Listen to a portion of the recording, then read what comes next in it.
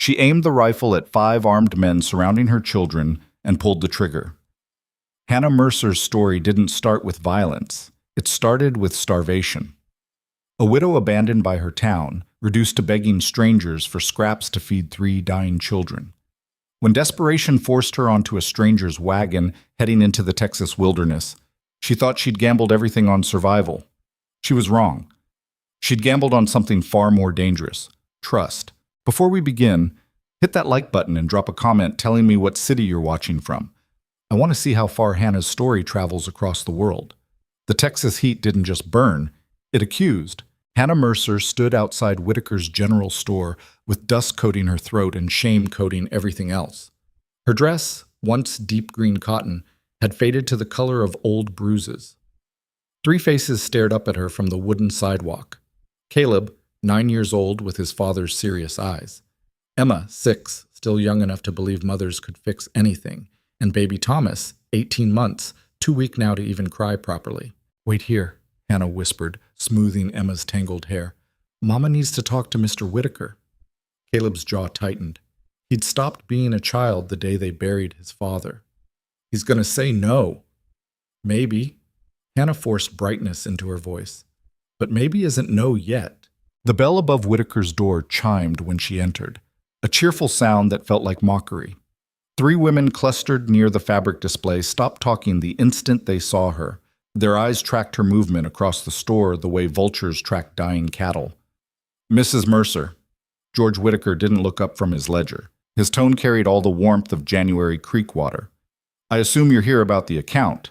"I'm here about work, Mr. Whitaker." Hannah's voice came out steadier than she felt. "I can clean the store, organize inventory, help customers." "I don't need help. I can work for wages below what you'd pay anyone else." I said no. Now he looked up. His expression wasn't cruel exactly, just completely indifferent, which somehow felt worse. "Your husband's debt was $47 when he passed. It's $63 now with interest. You've paid nothing." "Because I have nothing to pay with." "That's not my concern." One of the women near the fabric, Martha Gibbons, the doctor's wife, made a soft tisking sound. "Perhaps if you'd been more careful with your household finances before Mr. Mercer's accident." Hannah spun toward her. "My husband died pinned under a wagon he was unloading for your husband. The same wagon your husband never properly maintained." Martha's face went crimson. "How dare you?" "Ladies," Whitaker's voice cracked like a whip. "Mrs. Gibbons, would you mind settling your purchase so I can close up?" The message landed clearly.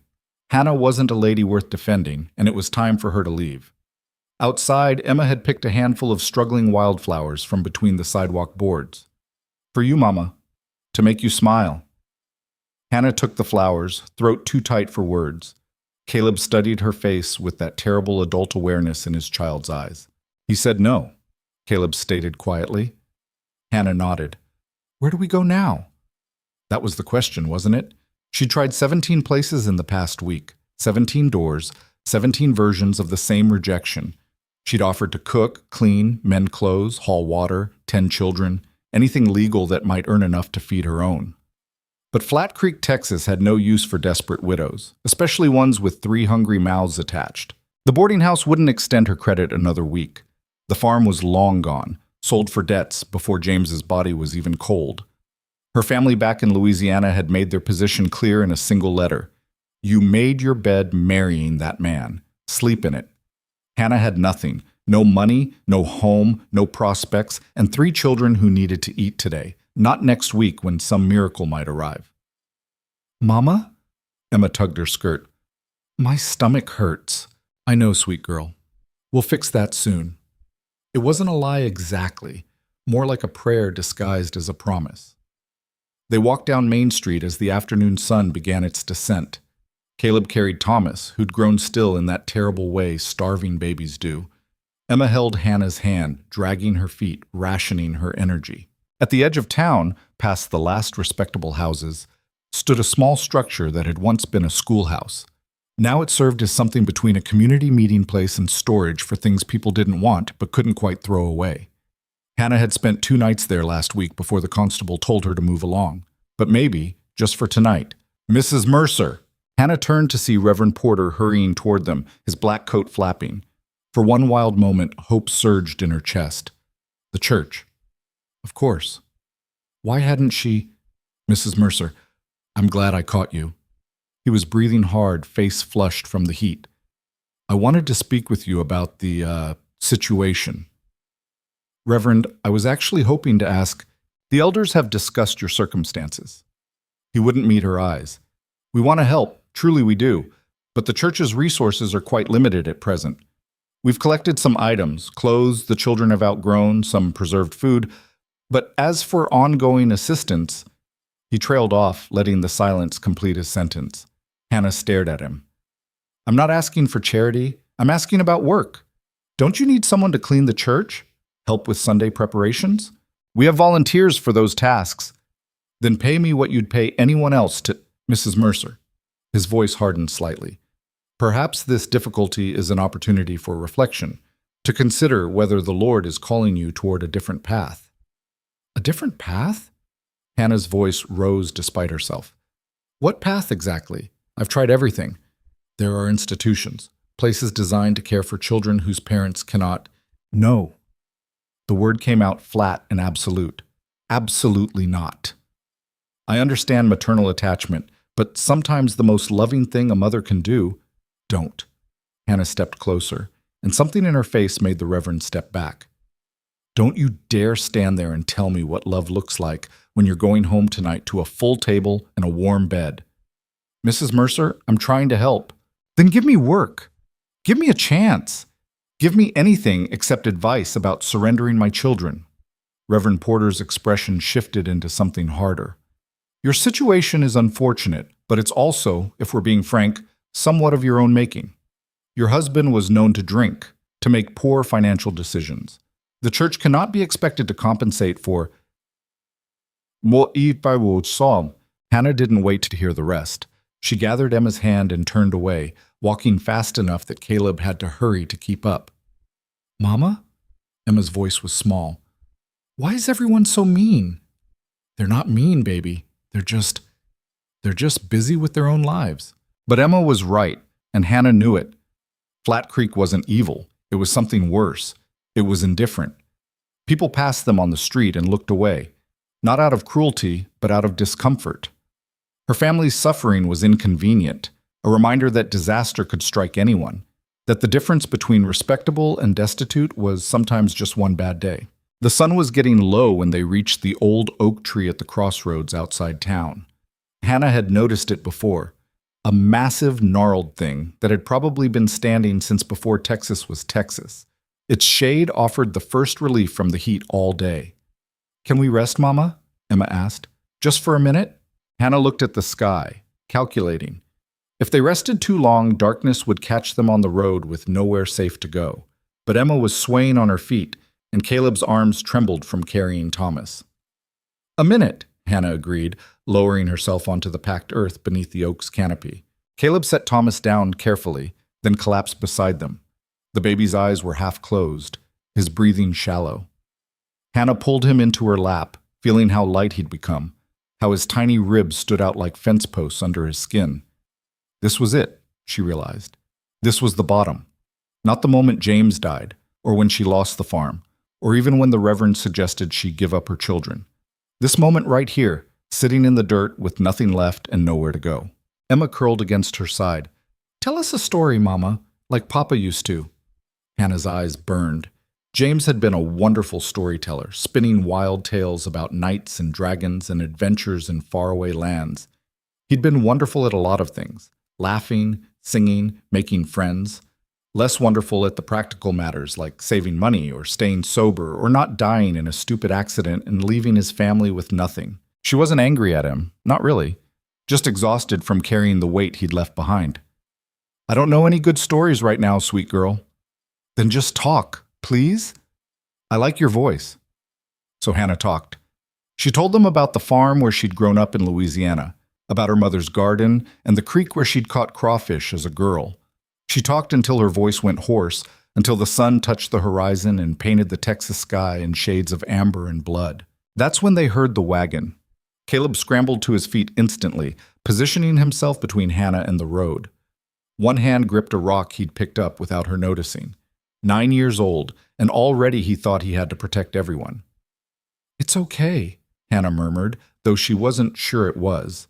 The wagon came into view, a sturdy flatbed pulled by 2 horses, driven by a single figure. As it approached, Hannah could make out more details. A man, tall, even sitting down, wearing a battered hat and a shirt that had seen better days. He wasn't young, but he wasn't old either. Somewhere in that hard-to-define middle territory where age becomes less about years and more about experience. The wagon slowed, then stopped. The man looked at them for a long moment, his face shadowed by his hat brim. Hannah couldn't read his expression, but she felt his gaze move from her to the children, taking in their hollow cheeks and threadbare clothes. "Evening," he said finally. His voice was rough, like he didn't use it often. "Evening," Hannah replied, keeping her tone neutral. Caleb's hand tightened on his rock. Another pause, then, "When did your children last eat?" The question landed like a physical blow. "Not have you eaten, or are you hungry? When?" Precise and specific, cutting straight to the bone of the matter. Hannah opened her mouth to lie, to say they'd eaten that morning, to preserve some scrap of dignity. But what came out was, "Yesterday, bread mostly, a bit of cheese." The man nodded once, as if this confirmed something he'd already known.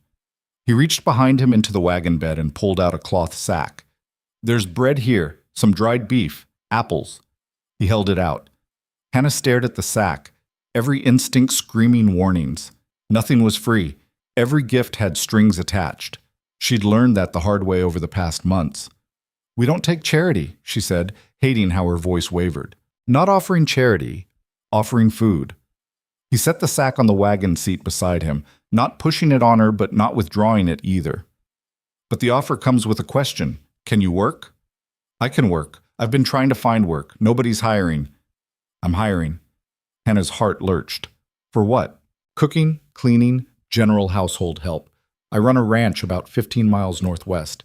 It's hard work. I won't lie about that. Sunrise to sunset, sometimes longer, but it comes with room, board, and wages. $30 a month." $30. The number hung in the air between them like a miracle and a trap all at once. "Why?" The word escaped before Hannah could stop it. "Why would you offer work to a stranger on the road?" The man was quiet for a moment. "I lost my wife 3 years ago. Been managing alone since then, but the place is falling apart faster than I can maintain it. I need help."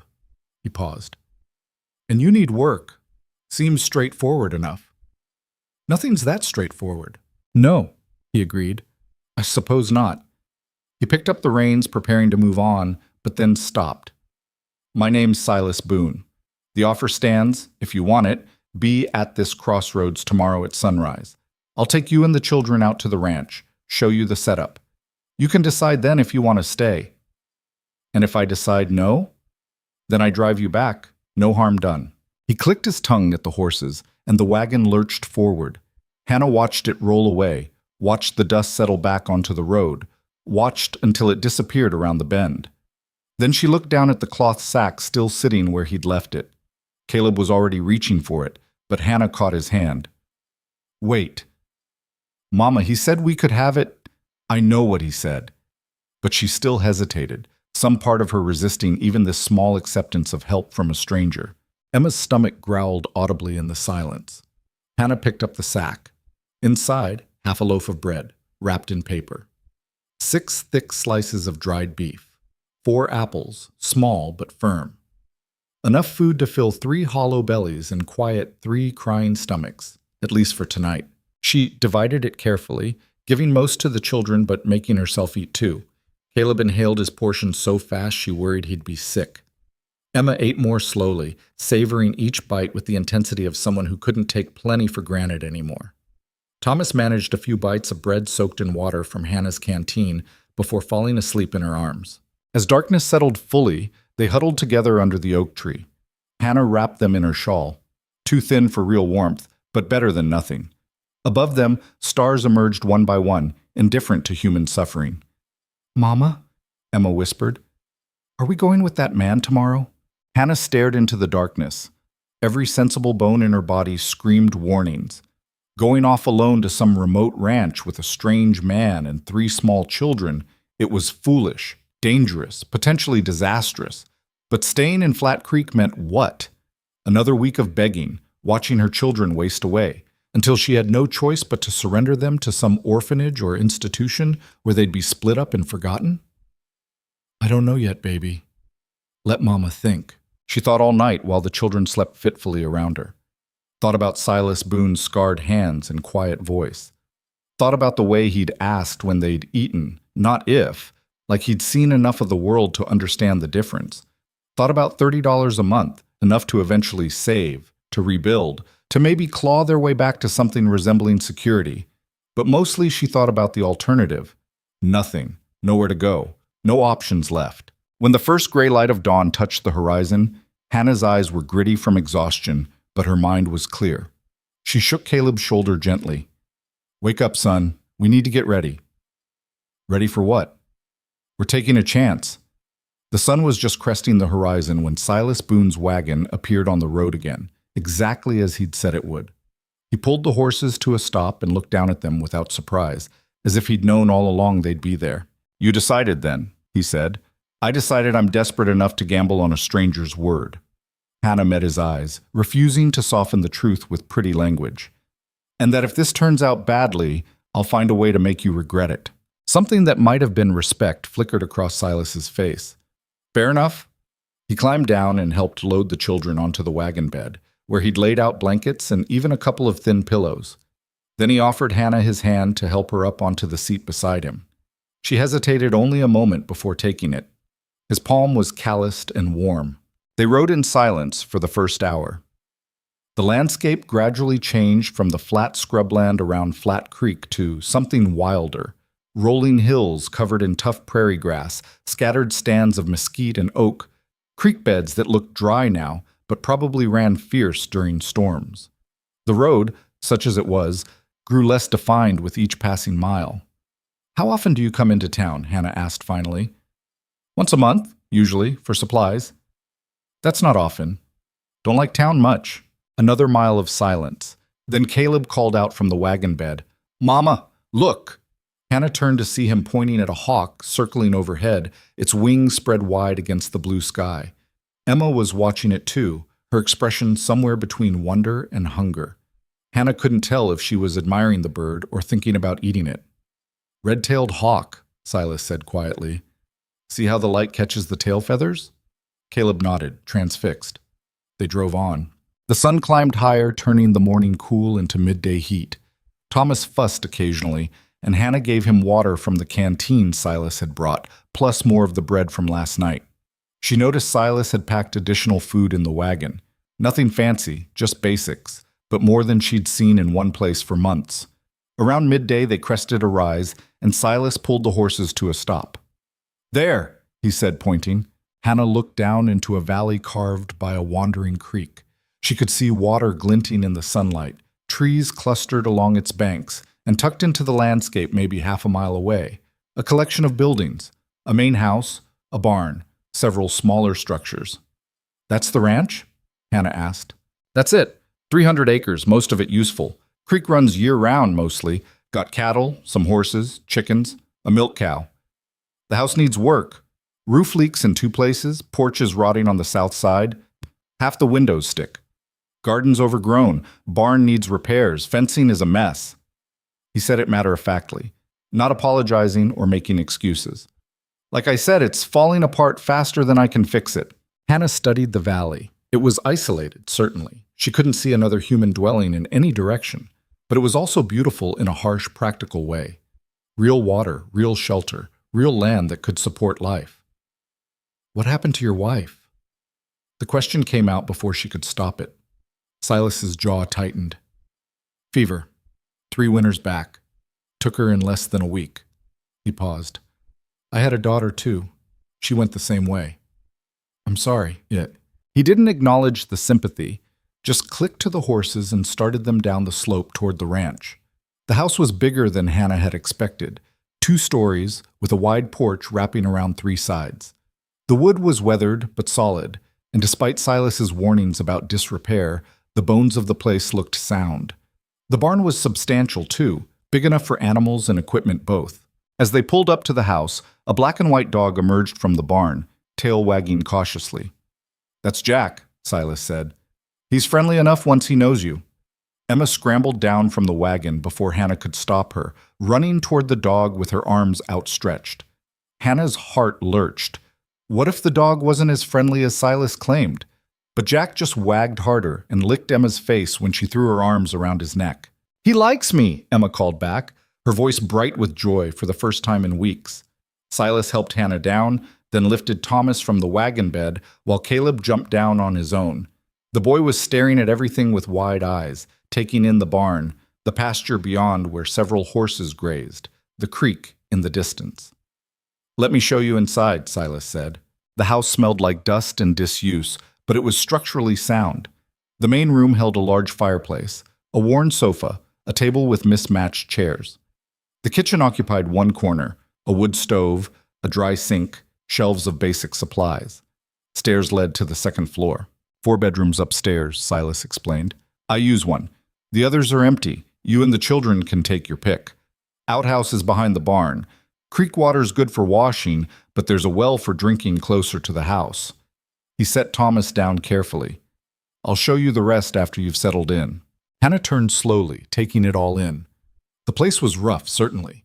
She could see the water stains on the ceiling where the roof leaked, the grime coating the windows, the thick dust on every surface. But it was shelter, real shelter.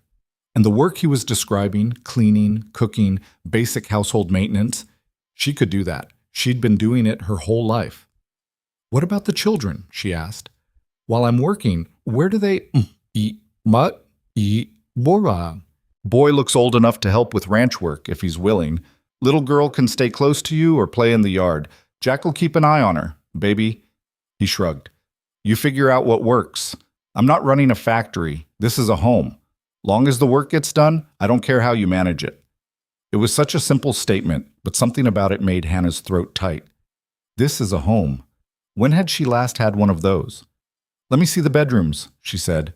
Upstairs, the rooms were bare but clean enough. Hannah chose the largest for herself and the children. It had 2 windows and enough space for all of them to sleep comfortably. One of the other rooms had clearly been a child's once. She could see faint marks on the wall where pictures had hung, a small chair in the corner with hand-carved details. Silas's daughter's room, she realized. The one who'd died. She didn't mention it. By afternoon, they'd moved their pitifully few belongings into the room, one small trunk containing their clothes and a few keepsakes, nothing more. Hannah changed Thomas and put him down for a nap on a blanket in the corner, then went back downstairs where Silas was showing Caleb how to feed the chickens. "There's about 40 hens," Silas was saying. "They need feeding twice a day, morning and evening. Collect the eggs each morning. They're usually in the nesting boxes, but some of the hens hide them, so you have to look around." Caleb nodded seriously, absorbing every word. Emma had discovered the creek and was wading in the shallows with her dress hiked up, Jack splashing beside her. For the first time in months, she looked like a child instead of a small, worried adult. Hannah stood on the porch watching her children, feeling something dangerous unfold in her chest. Not quite hope. She'd learned that hope was a luxury she couldn't afford, but something close to it. The possibility of stability. The chance to stop running. "Mrs. Mercer?" She turned to find Silas had finished with Caleb and was studying her with an unreadable expression. "There's something you should know," he said quietly, "before you decide to stay." Hannah's stomach dropped. Here it comes, she thought. The catch. The price. The thing that makes this too good to be true. "I won't lie to you or dress it up," Silas continued. "I've got a past. Did some things in New Mexico years back that some folks would call murder. Law called it self-defense, but not everyone agreed. 3 men died by my hand." He said it without emotion, just stating facts. "There's people who know my name, and not all of them are friendly about it. If you stay here, that becomes your business too. Your children's business." Hannah absorbed this information, turning it over in her mind. A man with a violent past, offering shelter to a desperate widow with 3 small children. It should terrify her. It probably would have, back when she'd been soft and sheltered and naive about the world. But that woman had died the same day James did. "Did you deserve to kill those men?" she asked. "Yes. Would you hurt me or my children? No? Then that's all I need to know.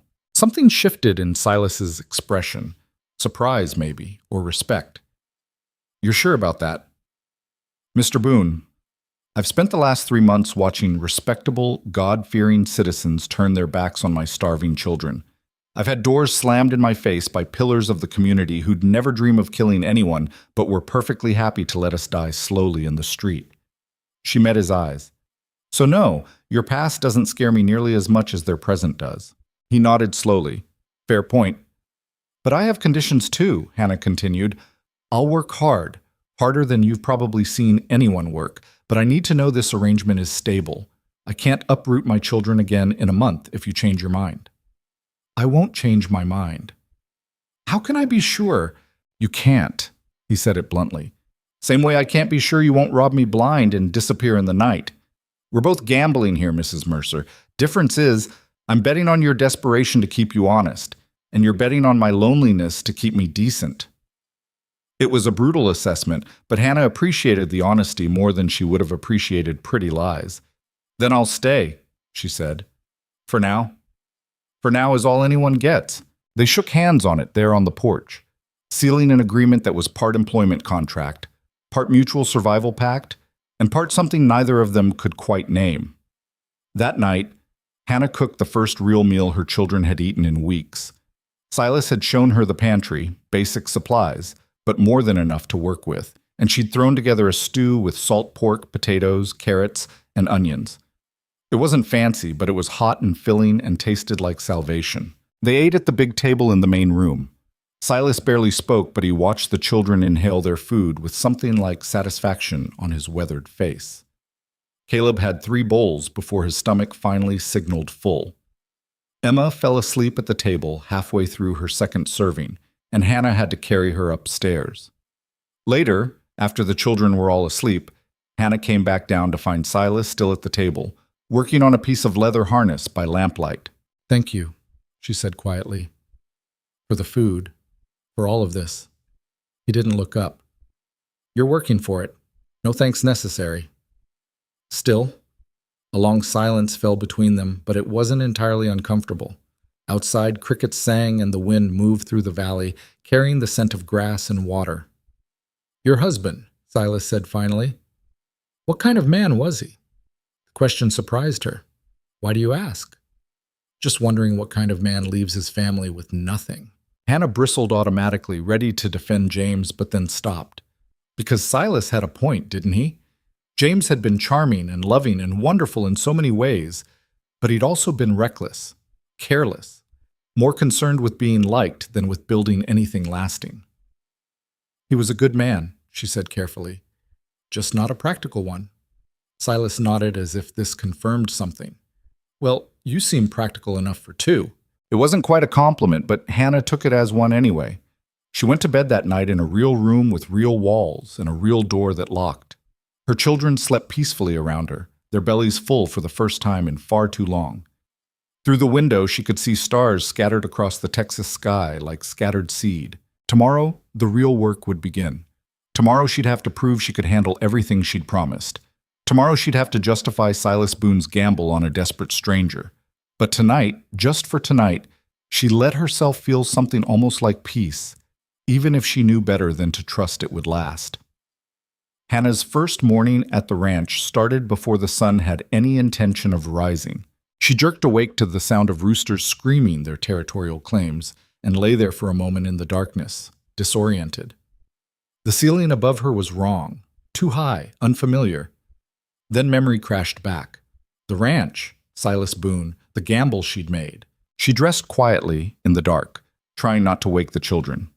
Thomas stirred when she moved, making soft questioning sounds, but settled when she tucked the blanket tighter around him. Caleb slept like the dead, one arm flung over his face. Emma had somehow migrated to the foot of the bed and was curled into a ball like a cat. Downstairs, lamplight already glowed from the kitchen. Silas stood at the stove, poking at a fire that was producing more smoke than heat. He looked up when she entered, and something that might have been embarrassment crossed his face. Can't get the damn thing to draw right, he muttered. Been fighting it for 10 minutes. Hannah crossed to the stove and examined it quickly. The flue was partially closed. She adjusted it, and the smoke began pulling up the chimney properly. "There," she said. Silas grunted. "Should have checked that first." "Should have," Hannah agreed, not bothering to soften it with diplomacy. He almost smiled. Almost. They worked in silence for a while, Silas making coffee while Hannah assessed the kitchen properly in daylight, or what passed for daylight at this ungodly hour. The pantry held basics: flour, cornmeal, salt, sugar, dried beans, some preserved vegetables in jars. The root cellar, she'd find that later, probably held potatoes, onions, whatever else kept well. Enough to work with if she was creative. "What time do you normally eat breakfast?" she asked. "When I get hungry." "That's not a schedule." "Don't need a schedule when you're alone." Hannah turned to face him. "You're not alone anymore. If I'm cooking, I need to know when to have food ready. Otherwise, we're just wasting time and fuel heating things twice." Silas considered this. "Sunrise, usually, after I've fed the animals." "Fine. Sunrise breakfast, midday dinner, supper at sunset. That work for you?" "Seems reasonable." It wasn't much of a conversation, but it felt like establishing territory somehow, drawing lines, setting expectations. Hannah had learned the hard way that assumptions led to disappointment, and she wasn't interested in either. By the time real dawn started breaking, she'd made coffee, biscuits, and fried salt pork. Caleb stumbled downstairs, rubbing his eyes, followed shortly by Emma dragging a cranky Thomas. "Sit," Hannah told them, pointing at the table. They sat. Silas came in from the barn smelling like hay and horse, hung his hat on a peg by the door, and took his seat without comment. Hannah served the food, then sat herself. For a moment nobody moved, and she realized they were all waiting, the children for her to give permission, Silas out of some kind of awkward politeness. "Eat," she said. They ate. The biscuits were decent, not her best work, but edible. The pork was salty and tough. Nobody complained. Caleb inhaled his portion and looked hopefully at the pan. Hannah gave him another biscuit. "Boy," Silas said, addressing Caleb directly for the first time, "you want to learn ranch work or you want to stay with your mother?" Caleb glanced at Hannah, seeking permission. She nodded slightly. "I want to learn," Caleb said. "It's hard work. You'll be sore, probably bleed a little, definitely complain." "I won't complain." Silas studied him. "Everyone complains. The question is whether you quit when it gets hard." "I won't quit." "We'll see. Finish eating, then come out to the barn. I'll show you how to muck stalls." After Silas left, Emma leaned against Hannah's side. "What do I do, Mama?" "You stay with me today. Help with the cleaning. Think you can do that?" "I can help." Emma's voice was small but determined. The morning vanished into work. Hannah started with the kitchen, scrubbing surfaces that probably hadn't seen real attention in months, organizing supplies, taking inventory. The amount of accumulated grime was staggering. She found mouse droppings in the pantry, sticky residue on every shelf, grease coating the stove thick enough to scrape with a knife. Emma helped where she could, mostly by keeping Thomas entertained and out of the way. The baby was fussy, probably still adjusting to having regular food again. Hannah nursed him when he cried, then set him down on a blanket with a wooden spoon to bang on the floor. By midday, the kitchen was cleaner, but not clean. This wasn't a one-day job. It was a campaign that would take weeks. But it was progress. Hannah made dinner from leftover biscuits, beans she'd set to soak that morning, and an onion. Not fancy, but filling. She rang the bell on the porch. Silas had shown her that tradition, 3 rings for meals, and waited. Silas appeared first, sweating through his shirt. Caleb followed, walking stiff like everything hurt. His hands were blistered and his face was smudged with dirt, but his expression was oddly satisfied. "You survive?" Hannah asked him. "Yes, ma'am." "Barely," Silas added, but there was approval in his voice. "Boy's got grit." Caleb tried not to smile and failed. They ate quickly. Silas had afternoon work waiting, and Hannah had an entire house to attack. After the meal, while Emma napped with Thomas, Hannah started on the main room. The dust alone was archaeological. She opened windows despite the heat, swept the floor, beat the furniture with a broom handle until clouds of dirt made her cough. She found things as she cleaned, a child's rag doll wedged behind the sofa, its face faded but still smiling. A woman's shawl folded in a trunk, delicate embroidery along the edges, small reminders that this house had held a family once, before fever took them. Hannah set these items aside carefully, not hiding them, but not leaving them out where Silas would trip over the memories. The work was endless. Every surface needed attention. Every corner held accumulated neglect. Her hands, already rough from months of hardship, developed new calluses. Her back ached. Her knees protested from kneeling on hard floors. But it felt good, purposeful, like she was building something instead of just surviving. That first week established a rhythm that would define their lives for months to come. Hannah worked from before dawn until well after dark, cooking, cleaning, hauling water, washing clothes in the creek, tending the vegetable garden that had gone to seed behind the house. Emma helped where she could, learning to collect eggs, churn butter, hang laundry. Thomas grew stronger with regular feeding, started crawling, got into everything. Caleb became Silas's shadow. He learned to muck stalls, feed animals, mend fence, ride horses without falling off more than twice a day. The boy was skinny and weak from months of near starvation, but he pushed himself hard, desperate to prove his worth. Silas never praised him directly, but Hannah noticed him adjusting his expectations, giving Caleb tasks with more responsibility. The ranch itself slowly transformed. The garden came back to life under Hannah's determined assault. She weeded, planted late-season vegetables, coaxed the soil back to productivity. The house began to feel less like a tomb and more like a home. The animals got fed on time. The equipment got maintained. Everything ran smoother. But it wasn't easy, and it wasn't comfortable. Hannah's relationship with Silas remained professional, cordial, and distant. They worked around each other with careful politeness, like dancers who hadn't learned each other's rhythm yet. He didn't talk much, which suited her fine. She was too exhausted for conversation anyway. But sometimes she'd catch him watching her with an expression she couldn't quite read. Then came the day everything shifted. 3 weeks into their arrangement, Hannah was hanging laundry when she heard horses approaching. Multiple horses, moving fast. She straightened, shading her eyes against the sun, and counted 4 riders cresting the ridge. Her stomach went cold. Silas was in the far pasture, too distant to reach quickly. Caleb was with him. Emma and Thomas were inside the house. Hannah dropped the wet sheet she'd been holding and ran for the porch. She had the children inside and the door barred before the riders reached the yard. "Mama?" Emma's voice was small and scared. "Who are they?" "I don't know, baby. Stay quiet."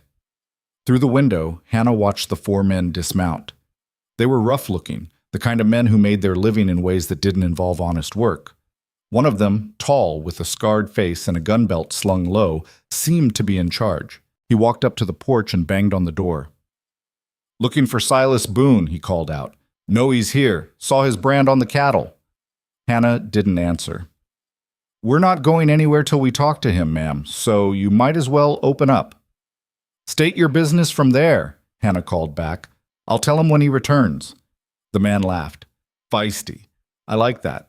His tone turned harder. "Open the door or we'll open it for you." Hannah's heart hammered. Behind her, Emma had gone completely silent, holding Thomas so tight the baby squirmed. Hannah looked around the room frantically, searching for anything she could use as a weapon.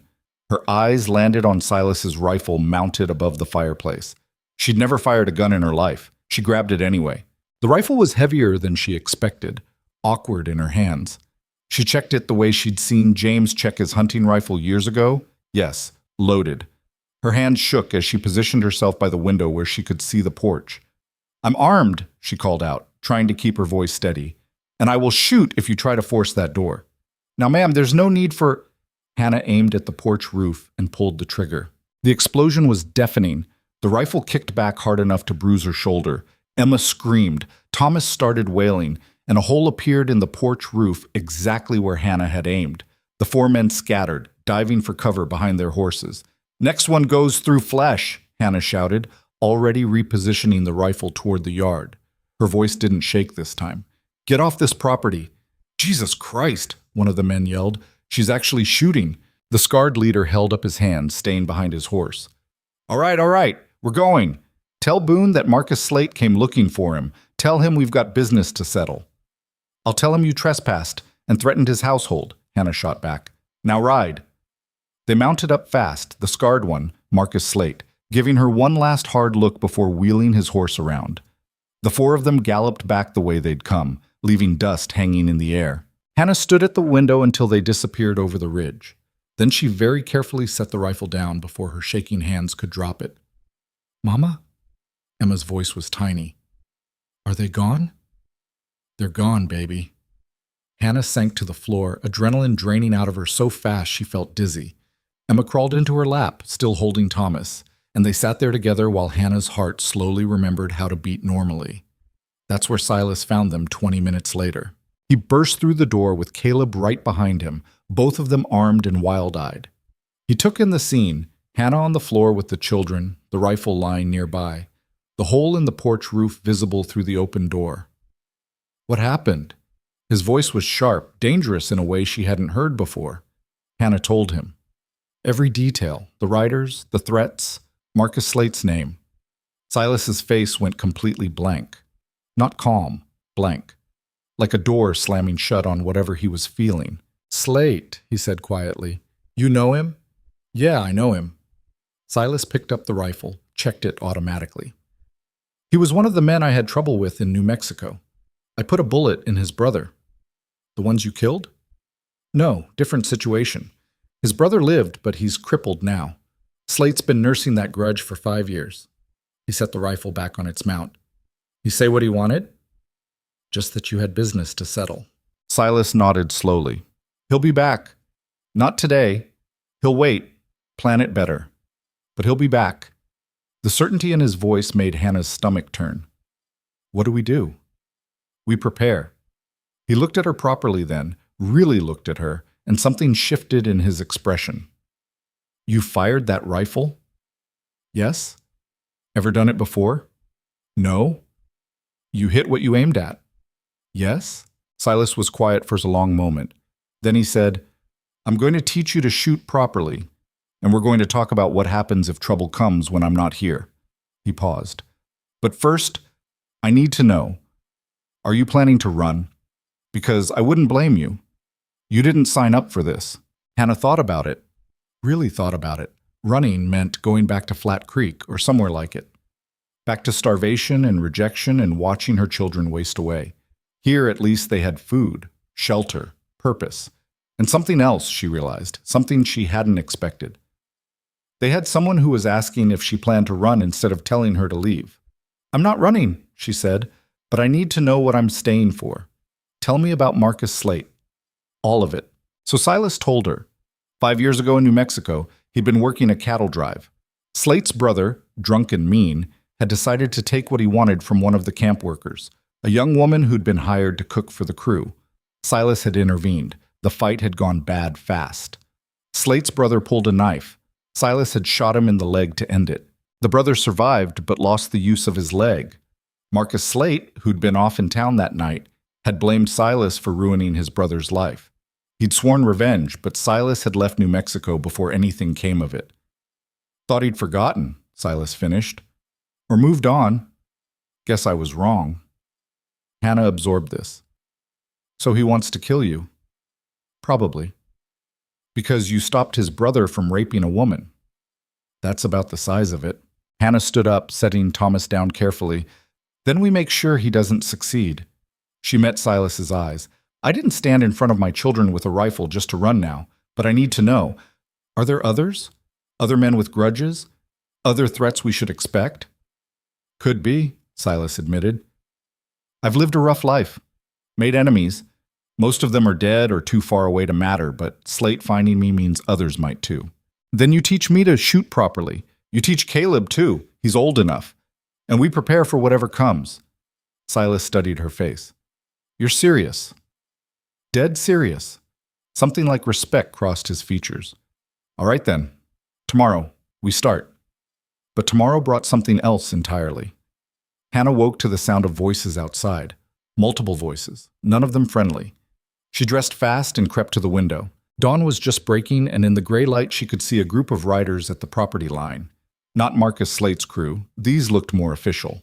6 men, all armed, one wearing a star on his vest. Silas was already outside, standing on the porch. Hannah grabbed her shawl and joined him. "What's happening?" she whispered. Don't know yet. The man with the star rode forward alone. Silas Boone? That's me. Sheriff Tom Garrett from Flat Creek got a few questions for you. Hannah's stomach dropped. Flat Creek. That couldn't be good. Ask them, Silas said. You hiring help recently? Widow woman with children? Hannah stepped forward before she could think better of it. I'm Hannah Mercer. What's this about?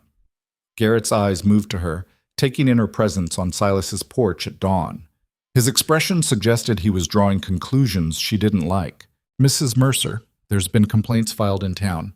Questions about the propriety of your living situation here. Propriety? Hannah's voice went cold. I work for Mr. Boone. I cook and clean in exchange for wages and shelter. What's improper about that? Well now, that depends on perspective, doesn't it? Garrett shifted in his saddle. Some folks say it looks questionable, a widow woman living alone on a ranch with an unmarried man. Some folks need to mind their own business. Maybe so. But when respectable citizens raise concerns about the welfare of children, the welfare of my children? Hannah's voice rose despite her effort to control it. Where were these respectable citizens when my children were starving in the street? Where were they when I begged for work at every door in town? Mrs. Mercer. Don't Mrs. Mercer me. You want to question welfare? Question why your town left 3 children to die rather than offer their mother honest work. Garrett's face reddened. Now see here, Sheriff. Silas's voice cut through the tension like a blade. State your actual business or get off my property. Garrett bristled but held his ground. There's talk of taking the children, placing them somewhere more appropriate, with family or an institution if necessary. Hannah felt the world tilt. No, it's not up to you, ma'am. There are laws about these things, standards of care. My children are fed, clothed, sheltered, and safe, Hannah said, each word precise and hard. They have more now than they've had in months. You try to take them, and I'll fight you in every court in Texas. Mrs. Mercer, you're not in a position to— Actually, Silas interrupted, she is, because I'll be hiring the lawyers, and I guarantee mine will be better than whatever Flat Creek can afford. Garrett looked between them, clearly reassessing. Mr. Boone, you sure you want to get involved in this? Could bring you trouble you don't need. Sheriff, I've got plenty of trouble already. Little more won't kill me. The standoff stretched out, tension thick enough to choke on. Finally, Garrett backed his horse up a step. This isn't over, he said. I'm required to file a report. Likely there will be an inquiry. You do what you need to do, Silas said. We'll be here. The sheriff and his men rode away, leaving Hannah trembling with rage and fear. They can't take my children, she said, more to herself than to Silas. They can't. They'll try. Silas's voice was matter of fact. Town like Flat Creek, full of self-righteous hypocrites looking for ways to feel superior, they'll absolutely try. Hannah turned to him. You said you'd hire lawyers. Did you mean that? I don't say things I don't mean. Why? Why would you spend your money fighting my battles? Silas was quiet for a moment. Because you stood in front of armed men yesterday to protect this place. Because you work harder than anyone I've ever seen. Because your boy is learning ranch work without complaint. And your daughter makes this house feel less empty. He paused. And because it's the right thing to do. Hannah felt tears threatening and blinked them back furiously. She didn't have time for crying. If Flat Creek wanted a war, she'd give them one. What do we do? She asked. First, we get ahead of this. I know a lawyer in Austin. Good one. I'll send word, get advice on how to handle an inquiry. He glanced at the house where the children were still sleeping. Second, we make sure your situation here looks as respectable as possible. Separate quarters, proper sleeping arrangements, witnesses to the work arrangement. And third, we prepare for the possibility that none of that matters. That they'll come anyway, with papers and authority, trying to take those kids. His jaw tightened. And we decide now whether we're willing to fight that battle however we need to. Hannah met his eyes. I've already decided. I'll burn Flat Creek to the ground before I let them take my children. Silas almost smiled. That's what I figured. The next weeks passed in a strange state of suspended crisis. They worked the ranch, maintained routines, but underneath everything lay the waiting. Hannah half expected the sheriff to return with a judge's order any day. Every sound of approaching horses made her heart race. But Silas was as good as his word. A lawyer from Austin arrived within a week, a sharp-eyed woman named Eleanor Bass who listened to Hannah's story without judgment and took detailed notes. The key issue, Eleanor explained, sitting at the kitchen table with coffee, is perception. Texas law gives mothers custody rights, but those rights can be challenged if the living situation is deemed immoral or unsuitable. An unmarried woman living with an unmarried man, even in an employment capacity, can be interpreted as immoral, Hannah finished bitterly. I know what they think. The good news is that you have legitimate employment, separate quarters, and witnesses to the propriety of the arrangement. Mr. Boone's reputation, while colorful, doesn't include anything that would automatically disqualify him as an employer. The bad news? Silas asked. The bad news is that appearances matter in these cases. And the appearance of a widow and her employer living in isolation without proper oversight, well, it gives ammunition to anyone wanting to make trouble. Hannah set her coffee down carefully. So what do we do? Eleanor looked between them. There are a few options. You could move to town, find employment there. No. Hannah didn't even consider it. I tried that. Town made its position clear. You could seek additional help on the ranch. Having other people here, especially another woman, would help with perceptions. Can't afford additional help, Silas said, barely scraping by as it is. Eleanor nodded like she'd expected that. Then the third option is to formalize the situation in a way that removes the appearance of impropriety. How? Hannah asked, though part of her already knew what Eleanor was going to say. Marriage. The word dropped into the kitchen like a stone into still water. Silas's expression didn't change. Hannah felt her face go hot.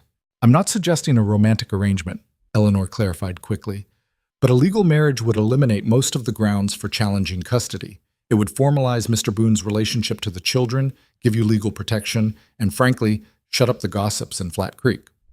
That's insane, Hannah said. We barely know each other. You've been living and working together for a month. You know each other well enough to trust him with your children's safety and for him to trust you with his home. That's more than many marriages start with.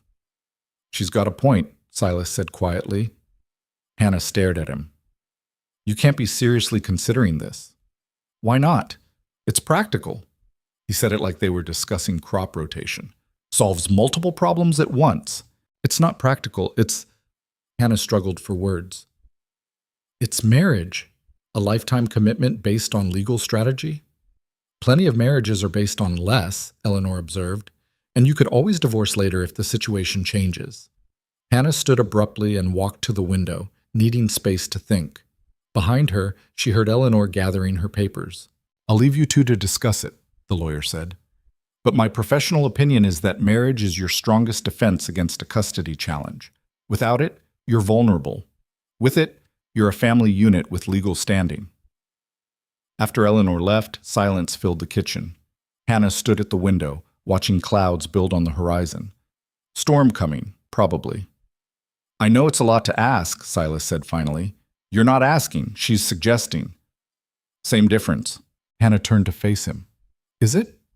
Are you asking me to marry you, Silas Boone? He met her eyes. I'm saying that if it keeps your children safe, and keeps Flat Creek from interfering in our business, then yes, I'm asking. That's the least romantic proposal in the history of proposals. Wasn't trying for romantic. Was trying for honest. Hannah crossed her arms, studying him. They'd been living under the same roof for a month now, working side by side, building something that resembled a functional household. She'd learned things about him in that time, that he was quieter in the mornings, that he had nightmares sometimes that made him wake gasping, that he was patient with Caleb even when the boy made mistakes, that he'd carved a small horse from wood and left it where Emma would find it. She knew he was decent, in his way. Honorable, even. But marriage? I need to think about it, she said. Fair enough. But even as she said it, Hannah knew what her answer would be. Because Flat Creek wouldn't stop. They'd keep pushing, keep trying to take her children, keep judging her for surviving in ways they disapproved of. And Silas was offering a solution. Not a perfect one, not even a comfortable one, but a solution nonetheless. 3 days later, Hannah found him in the barn repairing a saddle. Yes, she said without preamble. He looked up. Yes? Yes, I'll marry you. for the legal protection, for the children, for all the practical, unromantic reasons Eleanor laid out. Silas set down his tools slowly. You're sure? I'm desperate and out of options, same as when I climbed into your wagon a month ago. So yes, I'm sure.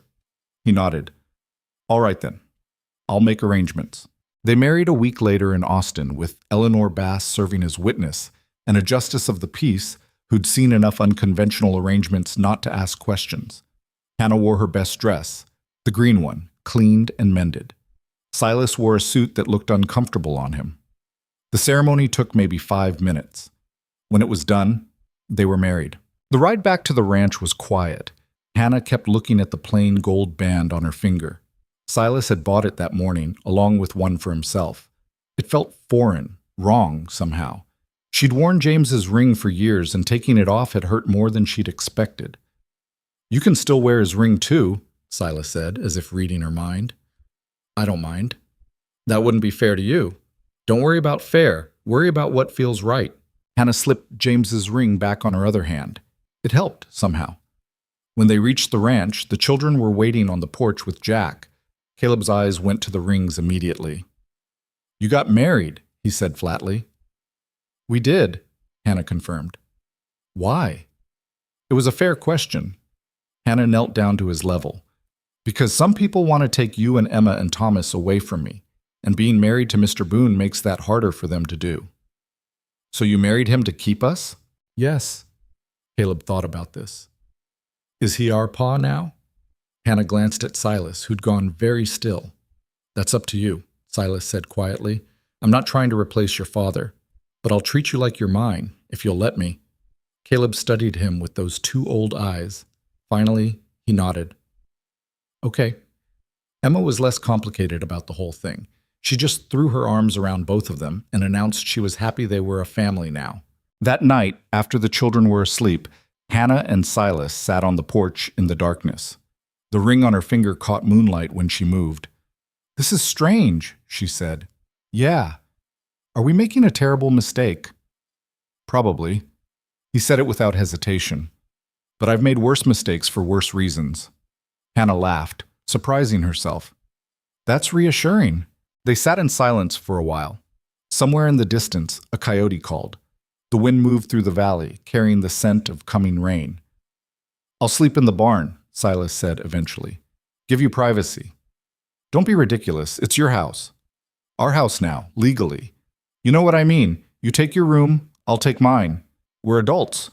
We can manage separate sleeping arrangements under one roof. If you're sure. I'm sure. Another silence. Then Hannah said, Thank you for doing this. I know it wasn't what you signed up for when you offered me work. Silas shrugged.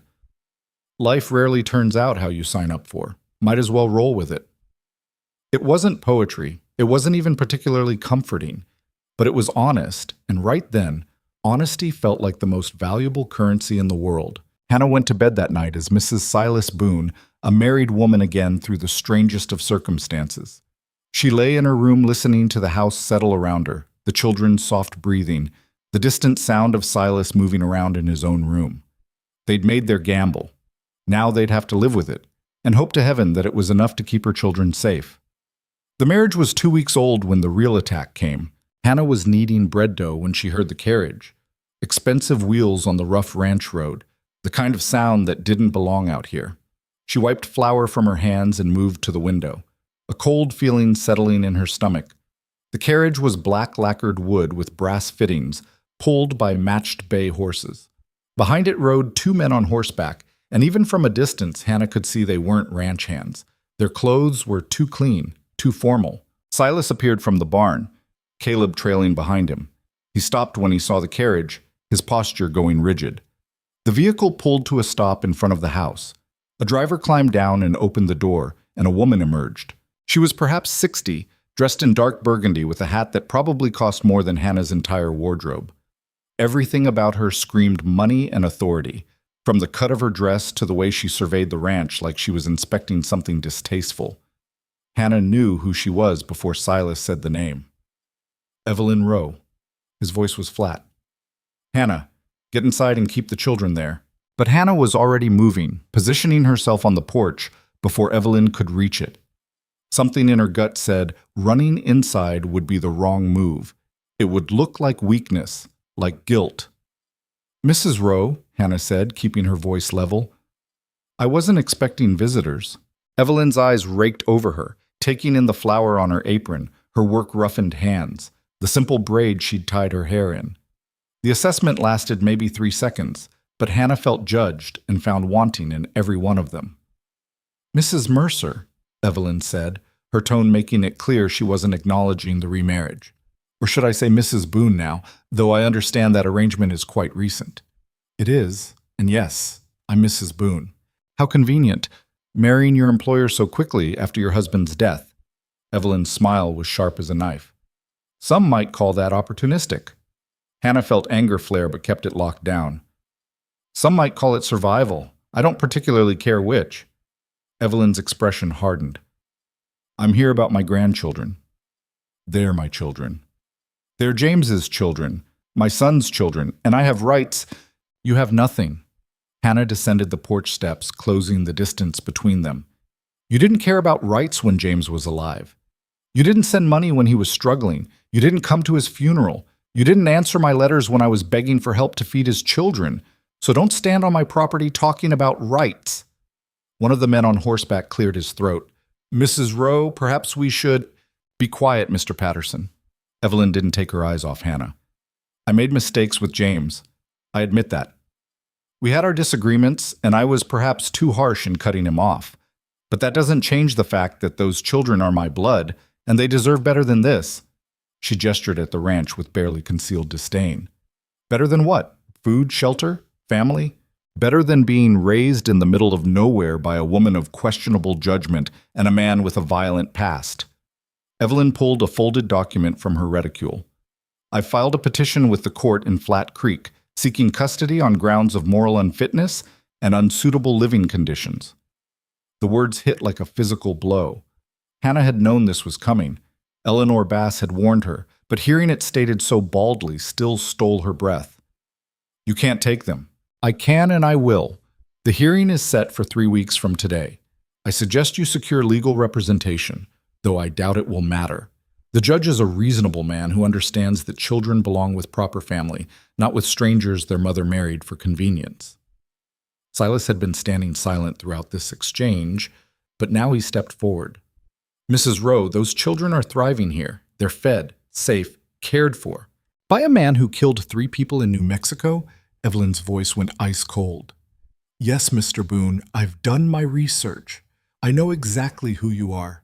And I know that no court in Texas will allow my grandchildren to remain in the custody of a murderer and the desperate woman who married him." "It was self-defense," Silas said quietly. "The law cleared me." "The law in New Mexico, perhaps, but we're in Texas now, and I have very good lawyers." She turned back to Hannah. "This isn't personal, Mrs. Mercer. I simply want what's best for the children. If you wanted what's best, you'd leave them where they're happy. Happiness isn't the same as safety or propriety." Evelyn climbed back into her carriage. Before closing the door, she added, 3 weeks. I'll see you in court." The carriage rolled away, leaving Hannah and Silas standing in its dust. "She can't win this," Hannah said, but her voice shook. "Can she?" "She's got money and lawyers. We've got a month-old marriage and my reputation." Silas's jaw was tight. "Yeah, she can win." Hannah felt the ground shifting under her feet. They'd done everything right. Married, formalized the arrangement, established legitimacy, and Evelyn Rowe had walked onto their property and dismissed it all like it meant nothing. "I need to talk to Eleanor," Hannah said, already thinking the same thing. They sent word to Austin that afternoon. Eleanor arrived 2 days later with news that confirmed Hannah's worst fears. "The petition is solid," Eleanor said, spreading papers across the kitchen table. "She's arguing that the marriage is a sham designed to circumvent custody concerns. She's citing Mr. Boone's past, not just the New Mexico incident, but every rumor and story she could dig up. And she's painting you, Mrs. Boone, as a woman of poor judgment who prioritized her own comfort over her children's welfare." "That's not true," Hannah said hotly. "I did this for them." "I know, but truth and legal strategy aren't always the same thing." Eleanor looked between them. She's also arguing that the ranch is isolated and dangerous, that the children have no access to schooling or proper society, that they're being raised by people of questionable morals. So what do we do? Silas asked. We fight. We present evidence of the children's improved health and circumstances. We establish the legitimacy of the marriage and the household. We counter her characterization of Mr. Boone's past. Eleanor paused. But I'll be honest, this won't be easy. She has resources we don't, and she's playing to small-town prejudices that favor wealthy grandmothers over working-class parents. Hannah stared at the papers. What are our actual chances? Eleanor hesitated. If we do everything right, maybe 50-50. If we make mistakes, much worse. The next 3 weeks were a special kind of hell. Hannah and Silas prepared for the hearing while trying to maintain normalcy for the children, but the strain showed in everything. Caleb grew quiet and watchful. Emma had nightmares. Even Thomas seemed to sense the tension, crying more than usual. Eleanor coached them relentlessly. She drilled Hannah on how to present herself in court, how to answer questions without sounding defensive, how to describe the marriage without making it sound like a business transaction, even though that's exactly what it had started as. The judge will ask about your relationship, Eleanor warned. You need to convince him this is a real marriage, not a legal convenience. But it is a legal convenience, Hannah said. We've been married 3 weeks. We barely know each other. Then you better start knowing each other. Fast. So they did. Sort of. It was awkward at first. Deliberate conversations over dinner, forced discussions about preferences and histories, the kind of getting-to-know-you talk that usually happened before marriage, not after. But slowly, things emerged. Hannah learned that Silas had grown up in Missouri, that his father had died when he was 12, and he'd been working to support his mother and sisters ever since, that he'd loved his wife deeply, that her death had nearly broken him, that his daughter had been 6 years old, Emma's age, when the fever took her. Silas learned that Hannah had married James against her family's wishes, that she'd been 19 and convinced love conquered everything, that she'd spent 10 years learning it didn't, that James had been charming and kind but fundamentally unable to handle the weight of responsibility, that she'd loved him anyway and hated herself a little for the relief she'd felt when his death finally ended the constant struggle. They were brutal truths shared in the darkness of the porch after the children slept. Not romantic, not comfortable, but real. You think we can convince a judge this is legitimate? Hannah asked one night, a week before the hearing. Probably not, Silas admitted. We're not good liars. So we tell the truth? What truth? That we married for legal protection. That'll go over well. Hannah was quiet for a moment. Then she said, what if we tell a different truth? That we married because we respect each other, because we work well together, because we're building something that matters. She paused. Those things are true too. Maybe not romantic, but true. Silas considered this. It's not a lie if we mean it. Do we mean it? He looked at her, his expression unreadable in the darkness. Yeah, I think we do. The hearing was held in Flat Creek's courthouse, a 2-story brick building that tried too hard to look impressive. Hannah wore her best dress, the same green one she'd married James in, married Silas in, buried her old life in. It felt appropriate somehow. The courtroom was packed. Hannah recognized faces from town, people who'd slammed doors in her face, who'd watched her children starve without offering help. They filled the gallery now, eager for the entertainment. Evelyn Rowe sat at the plaintiff's table with 2 lawyers in expensive suits. She looked serene and confident, every inch the respectable grandmother fighting for her family. Hannah and Silas sat with Eleanor, who'd warned them the judge, Samuel Crawford, was old-fashioned and conservative, more likely to favor traditional family structures than unconventional arrangements. Judge Crawford entered and everyone stood. He was a gray-haired man with a stern face and eyes that gave nothing away. Be seated, he said. We're here regarding the petition of Mrs. Evelyn Rowe for custody of 3 minor children currently in the care of Mrs. Hannah Boone, formerly Mercer. Mrs. Rowe, your attorney may present. The lead lawyer, a sharp-faced man named Thompson, stood and began painting a picture designed to horrify any reasonable person. He described the ranch as isolated and dangerous. He presented Silas's past as evidence of violent tendencies. He characterized Hannah's remarriage as evidence of poor judgment and moral flexibility. Mrs. Rowe offers these children a stable home in an established community, Thompson argued. Education, culture, opportunity, everything their current situation lacks. Then Eleanor stood to respond. She presented evidence of the children's improved health, weight gain, better color, increased energy. She called Caleb to the stand.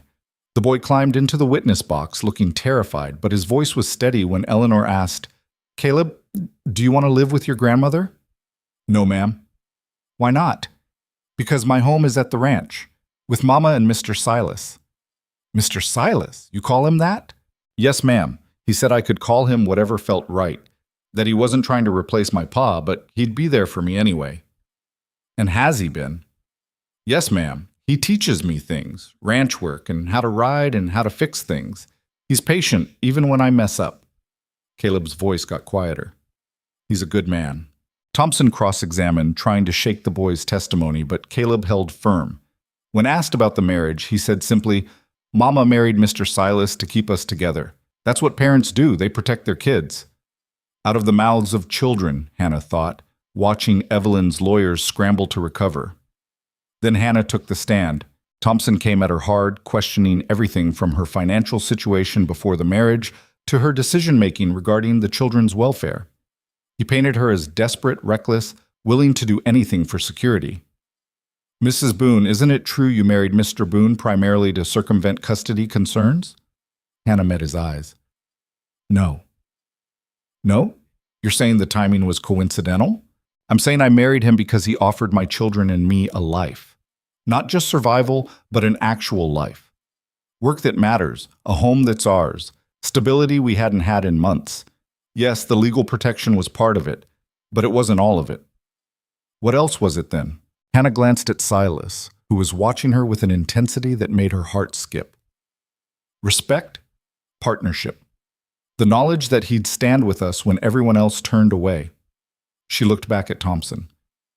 "You want to call that opportunistic? Fine. I call it smart. And love, Mrs. Boone? Was love part of this practical arrangement?" The question hung in the air. Hannah knew what Thompson wanted, an admission that the marriage was loveless, transactional, illegitimate. She could see Eleanor tense, ready to object, but Hannah said, "Love takes different forms, Mr. Thompson. I loved my first husband from the moment I met him, passionate, immediate, all-consuming, and I watched him drink away our savings, make promises he couldn't keep, leave us with nothing when he died." Her voice didn't waver. "What I feel for Silas Boone is different. It's built on trust earned, on work done side by side, on watching him treat my children with kindness when he didn't have to. Is that love?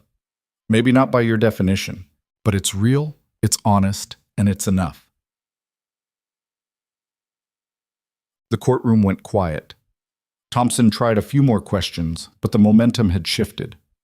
When Hannah stepped down, she caught Evelyn's expression, no longer serene but calculating, worried. Then Silas took the stand. Thompson went straight for the kill.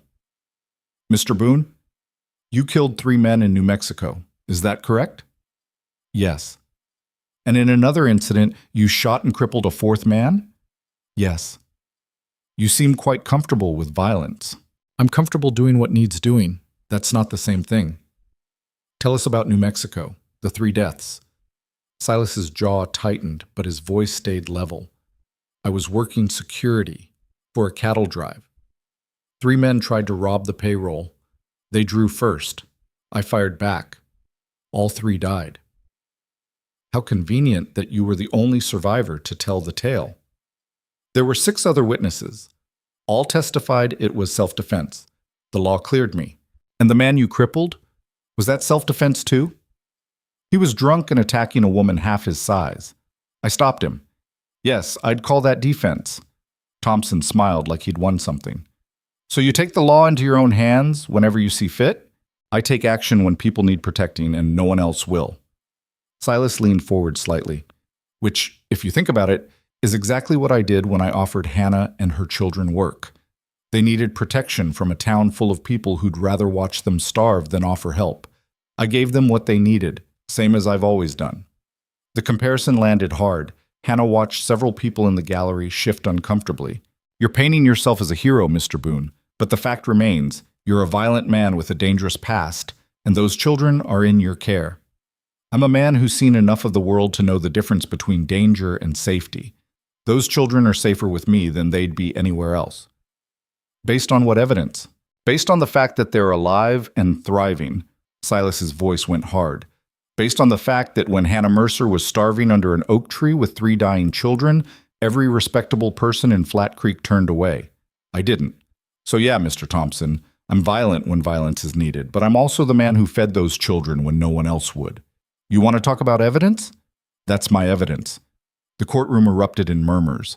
Judge Crawford banged his gavel for order. Thompson tried to recover, but Silas had drawn a line in the sand that was hard to cross. When the questioning finally ended, Eleanor stood for redirect. Mr. Boone, do you love those children? Silas was quiet for a moment. I don't know what love means to most people, but I know I'd die before I let harm come to them.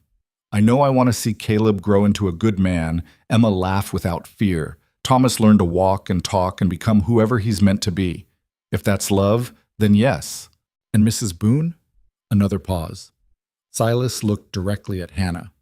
She's the strongest person I've ever met. She stood between armed men and her children without hesitating. She works herself to exhaustion every day without complaint. She turned a house into a home and made me remember what that feels like. He stopped, then added quietly. So yeah, I love her too. Not the way poets write about, maybe, but the way that matters. Hannah felt tears threatening and blinked them back furiously. This wasn't the plan. They'd agreed to emphasize respect and partnership, not emotions they hadn't fully examined yet. But Silas had just laid his truth bare in front of a packed courtroom, and Hannah realized with startling clarity that she believed him. The testimony ended. Judge Crawford called for closing arguments. Thompson went first, hammering home the themes of propriety, stability, and traditional family values. He painted Evelyn as the obvious choice, a woman of means and standing offering the children everything the ranch couldn't provide. Eleanor countered with facts, health records, school lessons Hannah had started teaching, letters of support from the few people in the county who'd actually visited the ranch and seen how the children were thriving. Mrs. Rowe offers money and status, Eleanor concluded.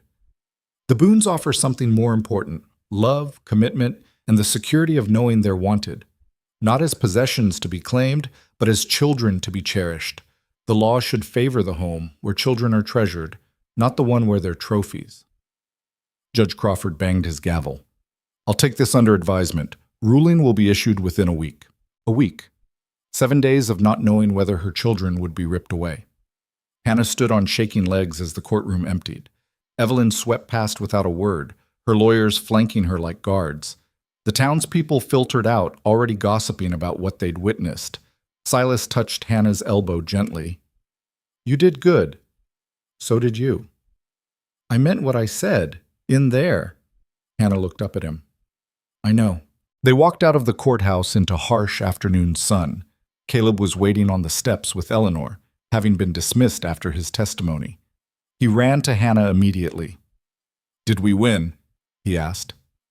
We don't know yet, baby. The judge needs time to decide. But we might lose. Hannah knelt down to his level. We might, but we fought as hard as we could. That's all anyone can do. Caleb's face crumpled. I don't want to go with her. She doesn't even know us. I know. Hannah pulled him close. I know, sweetheart. They made the long ride back to the ranch in heavy silence. Emma was waiting with Thomas when they arrived, having stayed home with Jack for company. She took one look at their faces and started crying without even asking what happened. That night, Hannah couldn't sleep. She paced the porch while everyone else found whatever rest they could, staring out at the dark valley and imagining a future where this place wasn't home anymore. She heard footsteps and turned to find Silas emerging from the house. Thought you might be out here, he said. Couldn't stand being inside, felt like the walls were closing in. He leaned against the porch railing beside her. We did everything right. Might not matter. No, might not. They stood in silence for a while. Then Hannah said, What you said in court about loving me, did you mean it or was it strategy? Both. Started as strategy, ended up true somewhere in the middle. He glanced at her. That bother you? No, just surprised me. Hannah wrapped her arms around herself. I didn't think I'd feel this again. After James died, I thought that part of me died too. What part? The part that wants, that hopes for things beyond survival. She looked at him. You make me want things, Silas Boone. A real marriage, maybe. A real family. The kind that isn't just legal convenience, but actual partnership. Those are dangerous things to want. I know. Want them anyway? Hannah thought about it. Really thought about it. Then she said, Yeah, I do. Silas moved closer and Hannah's heart started pounding. He cupped her face with one calloused hand, his thumb brushing her cheek. Can I kiss you? He asked. Not for strategy. Not for show. Just because I want to. Yes. He kissed her there on the porch in the darkness, and it wasn't like kissing James had been, all fire and urgency and consuming passion. This was slower, steadier, like a promise being made without words. This was choosing each other deliberately, knowing all the risks and complications, wanting it anyway. When they broke apart, Hannah was trembling. Well, she said shakily, that complicates things. Yeah. But Silas was almost smiling. Good complicated or bad complicated? Don't know yet. Ask me when I can think straight. They went back inside eventually, back to their separate rooms, but something had shifted between them. Some line had been crossed that couldn't be uncrossed. Hannah lay in bed thinking about Silas's words in court, his kiss on the porch, the terrifying possibility that she was falling in love with her husband of convenience. If they lost the children, she didn't know if she could survive it. But if they won, if they got to keep this strange family they'd built, well, then she'd have to figure out what to do with these inconvenient feelings. Either way, there was no going back to the woman she'd been under that oak tree, that Hannah was gone forever. The question was, who would she become instead? The answer came on the 5th day. Hannah was scrubbing the porch when she saw the rider approaching, a young man in dusty clothes carrying a leather satchel. Her heart stopped, then started again at double speed. Silas, she called, not taking her eyes off the approaching figure. He emerged from the barn within seconds, Caleb right behind him. They stood together watching the rider pull up to the house and dismount. Message from Judge Crawford, the young man said, pulling an envelope from his satchel. For Mr. and Mrs. Boone. Hannah's hand shook as she took it. The envelope was sealed with red wax, official and final. Everything they'd fought for came down to whatever words were written inside. Thank you, she managed. The rider tipped his hat and left. Hannah stood there holding the envelope like it might explode. You want me to open it? Silas asked quietly. No. I need to. But her fingers wouldn't cooperate. The seal wouldn't break. Finally, Silas covered her hands with his and helped her tear it open. The letter was brief. Legal language, formal phrasing, and then the words that mattered. Petition for custody is hereby denied. Current custody arrangement to remain in effect. Hannah read it 3 times before the meaning penetrated. Denied. They'd won. Mama? Caleb's voice was tight with tension. What does it say? We won. The words came out barely above a whisper. You're staying with us. Caleb's face crumpled with relief. He turned and ran, not toward Hannah, but toward the barn, probably to hide the tears he thought made him look weak. Hannah started to follow, but Silas caught her arm. Let him go. Boy needs a minute. Hannah nodded, her own tears falling now without permission. Silas pulled her against his chest, and she let herself break apart there, sobbing with relief and exhaustion and the release of 5 days of unbearable tension. It's over, she said into his shirt. This part is. He was right. The custody battle was won, but Hannah knew Evelyn Rowe wasn't the type to accept defeat gracefully. That knowledge proved prophetic exactly 2 weeks later. Eleanor Bass arrived unannounced, her expression grim. We have a problem. They sat at the kitchen table, Hannah, Silas, and Eleanor, while the children played outside with Jack. Evelyn Rowe has filed a new petition, Eleanor said, spreading documents across the table.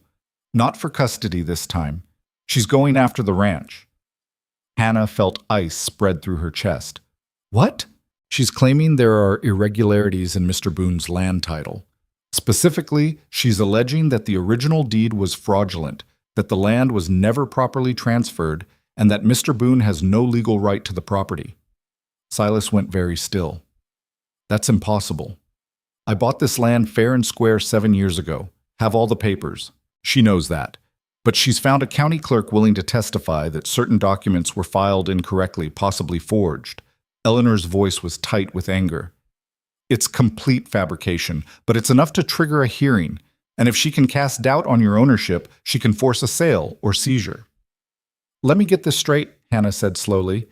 She couldn't take the children, so now she's trying to take our home? Exactly. If you lose the ranch, you lose your livelihood. You'd have to move, probably to town, probably into poverty again, at which point she'd refile for custody with much stronger grounds. Hannah looked at Silas. His face had gone completely blank again. That door-slamming shut expression she'd learned meant he was furious beyond words. How much is she paying this clerk? He asked. We don't know, but enough to make it worth lying under oath. Can we prove it's a lie? Possibly, but it'll take time and money. She's betting you don't have either. Silas stood abruptly and walked to the window, staring out at the valley. Hannah watched him, seeing the tension in his shoulders, the way his hands clenched and unclenched. What are our options? Hannah asked Eleanor. Fight it in court. Present your documentation, challenge her witnesses, prove the land title is legitimate. Eleanor paused. But Mrs. Rowe has deep pockets. She can drag this out, file motion after motion, appeal every decision. She can bleed you dry financially until you have no choice but to settle. Settle how? Give up the children in exchange for keeping the ranch, or give up the ranch and face another custody battle when you're destitute. Hannah felt rage building in her chest, hot, clean rage that burned away the fear. No, absolutely not. She doesn't get to do this. Hannah, Eleanor started. No. Hannah stood. She had her chance in court. She lost, fair and square. Now she's trying to destroy us through fraud and bribery, and I will not let her. What exactly are you proposing? Eleanor asked carefully. I'm proposing we stop playing defense and start fighting back. Silas turned from the window and Hannah saw something dangerous in his expression. What did you have in mind? We find proof she bribed the clerk. We expose her in court. We make sure everyone knows exactly what kind of person she is. That's easier said than done, Eleanor warned. People like Evelyn Rowe are very good at covering their tracks. Then we get better at uncovering them. Hannah looked between Eleanor and Silas. I'm tired of being pushed around by people with money who think they can buy whatever they want, including my children. Eleanor studied her for a long moment. If we go this route, it could get ugly. She'll fight back hard. Let her. I'm done running scared. That night, after the children were asleep, Hannah found Silas on the porch again. It had become their place, where they talked about things too heavy for daylight. You meant what you said earlier? He asked. About fighting back? Every word. It could go wrong. She could win anyway. She could, but at least we'd go down swinging. Hannah sat beside him. I spent months letting people push me around because I was too weak, too desperate to push back. I'm not that person anymore. No, you're not. Silas was quiet for a moment. I know someone who might help. Man I used to work with. He's a private investigator now, works out of Austin. If there's dirt to find on Evelyn Rowe, he'll find it. How much will that cost? More than we have, but I've got some land I can sell. That 40 acres on the North Ridge isn't much good for grazing anyway. Hannah turned to him. You'd sell part of the ranch? Rather sell land than lose everything, including you and the kids. The casual way he said it, you and the kids, made Hannah's heart clench. They were a unit now, in his mind. A family worth protecting at any cost. All right, she said. Contact your investigator. Let's see what he can find. The investigator's name was Daniel Reeves, and he arrived a week later, a compact man in his 40s with sharp eyes and a notebook he was constantly scribbling in. Tell me everything about Evelyn Rowe, he said. Her business dealings, her associates, her habits, everything. They talked for hours. Reeves took notes, asked pointed questions, and by the end had a list of names to investigate, including the county clerk who'd sworn the documents were fraudulent. Give me 2 weeks, Reeves said. If there's a connection to find, I'll find it. He was as good as his word. 12 days later, he returned with a leather folder full of documents. Your instincts were right, he told them. Evelyn Rowe paid County Clerk Howard Finch $3,000 to testify that your land documents were irregular. I have bank records showing the deposit, correspondence between Finch and Mrs. Rowe's lawyer, and a signed affidavit from Finch's assistant who witnessed the whole thing. Hannah's hands trembled as she looked through the evidence. This proves she committed fraud. Bribery, conspiracy, and perjury if Finch testifies as planned. Reeves smiled grimly. But it gets better. While digging into her finances, I found something else. Mrs. Rowe has been systematically embezzling from her late husband's estate, money that should have gone to charity per his will. We're talking about $40,000 over 3 years. Silas let out a low whistle. That's a felony. Multiple felonies, actually. She's been forging signatures on estate documents, falsifying charitable donation records. The whole works. Reeves tapped the folder. This is enough to destroy her, legally and socially. Eleanor arrived that afternoon to review the evidence. She spread everything across the table, checking each document carefully. This is solid, she said finally. Very solid. With this, we can get her petition dismissed and possibly have her charged criminally. So we won? Hannah asked. Not yet. We still need to present this to the court, and once we do, she'll know we have it. She might try to settle quietly to avoid prosecution. What kind of settlement? Silas asked. Probably dropping all claims against you in exchange for you not pressing charges over the embezzlement. Hannah considered this. Part of her wanted to see Evelyn Rowe face criminal charges, wanted to watch the woman who'd tried to steal her children face consequences, but another part just wanted it over. What do you think? She asked Silas. I think we offer her a choice. She drops all legal actions against us permanently, signs a document saying she'll never seek custody or challenge the ranch again, and we don't pursue criminal charges. But if she ever comes after us again, all this evidence goes straight to the authorities. Mutually assured destruction, Eleanor said. Keep her in check through the threat of exposure. Hannah nodded slowly. Make the offer, but make it clear this is one time only. She gets no second chances. The hearing was scheduled for the following week. But 3 days before it was set to occur, Eleanor received a message requesting a private meeting. Evelyn Rowe sat in Eleanor's Austin office, looking nothing like the composed woman who'd swept onto the ranch months ago. She was thinner, her face drawn, and her expensive clothes couldn't hide the defeat in her eyes. Hannah and Silas sat across from her with Eleanor beside them. Evelyn's lawyers flanked her, but they looked nervous. You have documents, Evelyn said without preamble, regarding my financial affairs. We do, Eleanor confirmed. I assume you're here to blackmail me. We're here to end this, Hannah said. Permanently. Evelyn's eyes flicked to her, cold and assessing. What are your terms? Eleanor slid a document across the desk. You withdraw all legal actions against the Boones immediately. You sign an agreement never to seek custody of the children or challenge their property rights again. You pay their legal fees to date, approximately $2,000. In exchange, they agree not to pursue criminal charges regarding the estate embezzlement or the attempted bribery of County Clerk Finch. And if I refuse, then we go to court, Silas said quietly. Present everything we found. You get charged with multiple felonies, lose your reputation, probably serve time, and you still lose custody because you'll be in prison. Evelyn's lawyer leaned over and whispered urgently in her ear. She listened, her expression hardening, then pushed the man away. This is extortion, she said. This is justice, Hannah countered. You tried to take my children through lies and manipulation. Now you're facing the consequences. Those children are my blood. Those children are mine. I carried them, birthed them, raised them, fought for them when you couldn't be bothered to acknowledge they existed. Your son was dead 6 months before you even pretended to care about his legacy. Evelyn flinched. James was a disappointment to you, I know. He told me often enough. Hannah leaned forward. You didn't want custody because you loved them. You wanted it to punish me for not being good enough, for not fitting your standards of what a proper widow should be. Well, I'm done caring what you think is proper. The room went silent. Even Evelyn's lawyers looked uncomfortable. Finally, Evelyn picked up the pen. Her hand shook slightly as she signed the document, each stroke of ink sealing away her claim to the children forever. I hope you're satisfied, she said, her voice brittle. I'm not satisfied, Hannah said. I'm just done with you. Evelyn stood to leave but paused at the door. You think you've won, but raising children takes more than love and stubbornness. It takes money, opportunity, connections. It takes being there, Hannah interrupted. Something you never learned how to do. Evelyn left without another word. Her lawyers gathered the signed documents and followed, leaving Hannah, Silas, and Eleanor alone in the office.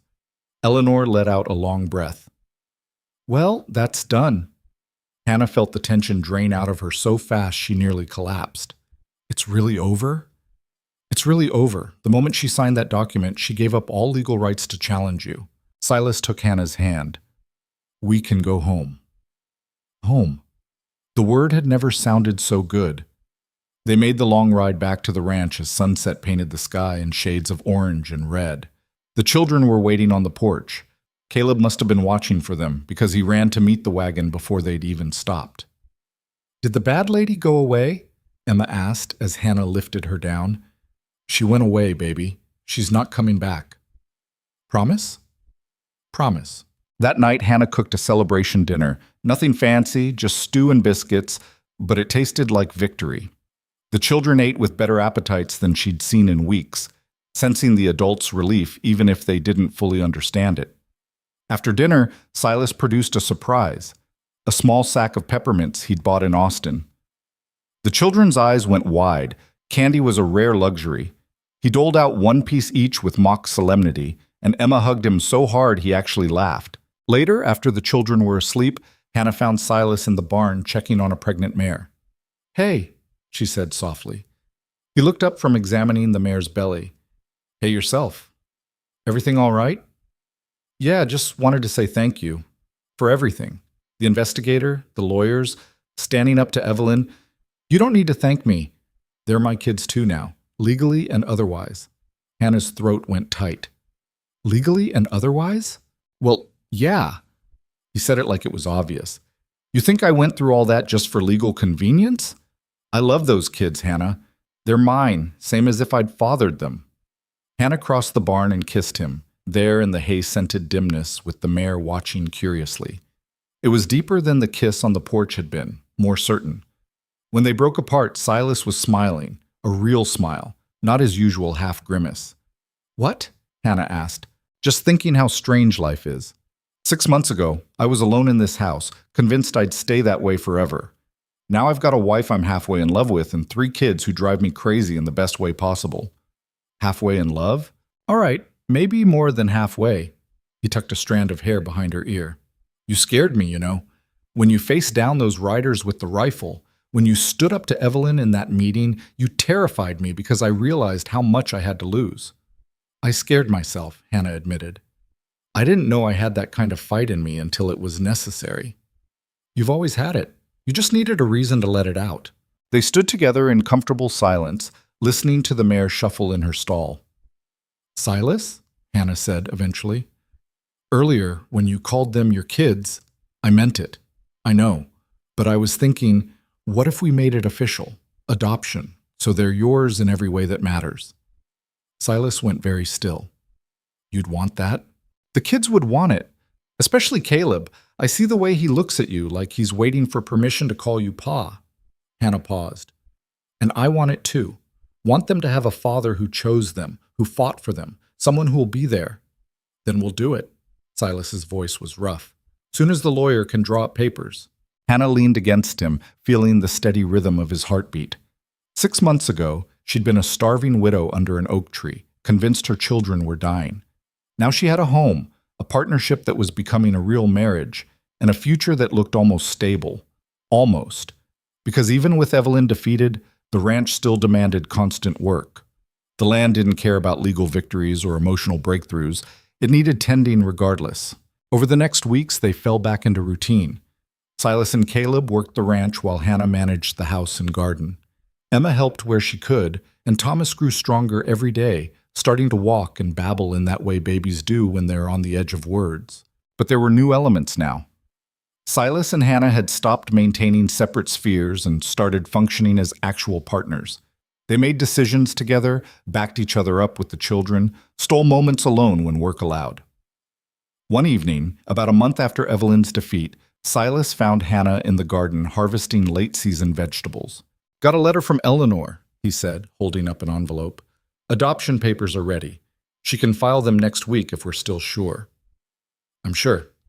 Are you? Instead of answering directly, Silas knelt beside her in the dirt. I need to ask you something first. Hannah's heart started pounding. All right. This marriage, we both know it started as strategy. Legal protection and nothing more. He paused. But it's become something else, at least for me, and I need to know if it's the same for you before we make the adoption official. What are you asking, Silas?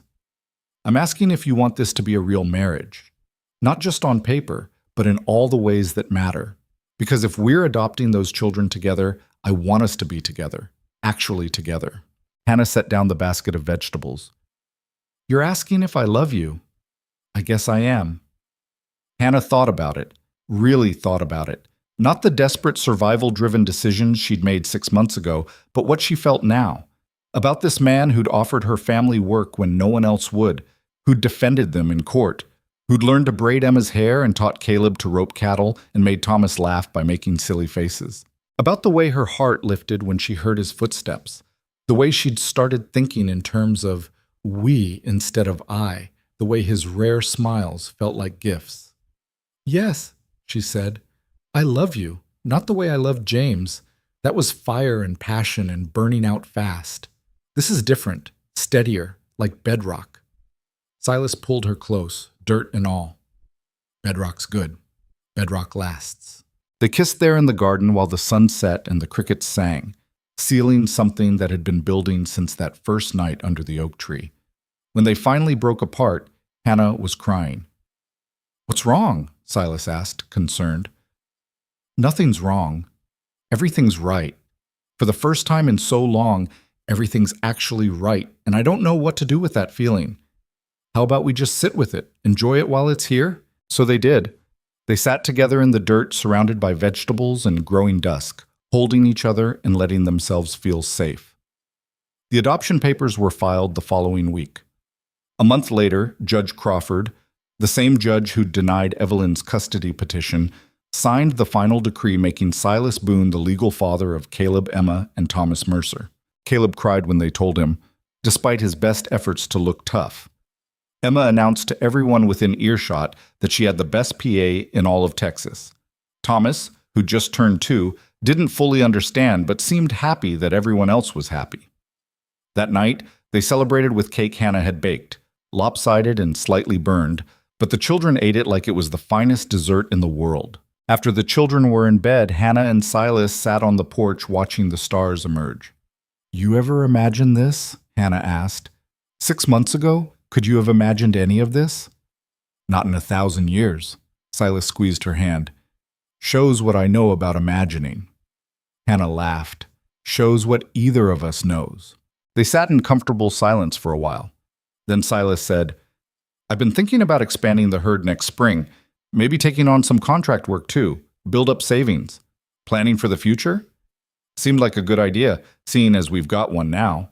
Hannah leaned her head on his shoulder. Yeah, we do. The future wouldn't be perfect. No future ever is. There would be droughts and hard winters, crop failures and sick cattle, arguments and frustrations, and all the normal struggles of life. Marcus Slate still lurked somewhere in the back of their minds, a threat not yet resolved. But they'd built something solid, a home, a family, a partnership strong enough to weather whatever came next. Hannah thought about the woman she'd been under that oak tree, broken, desperate, convinced she was watching her children die. That woman would never have believed this ending was possible.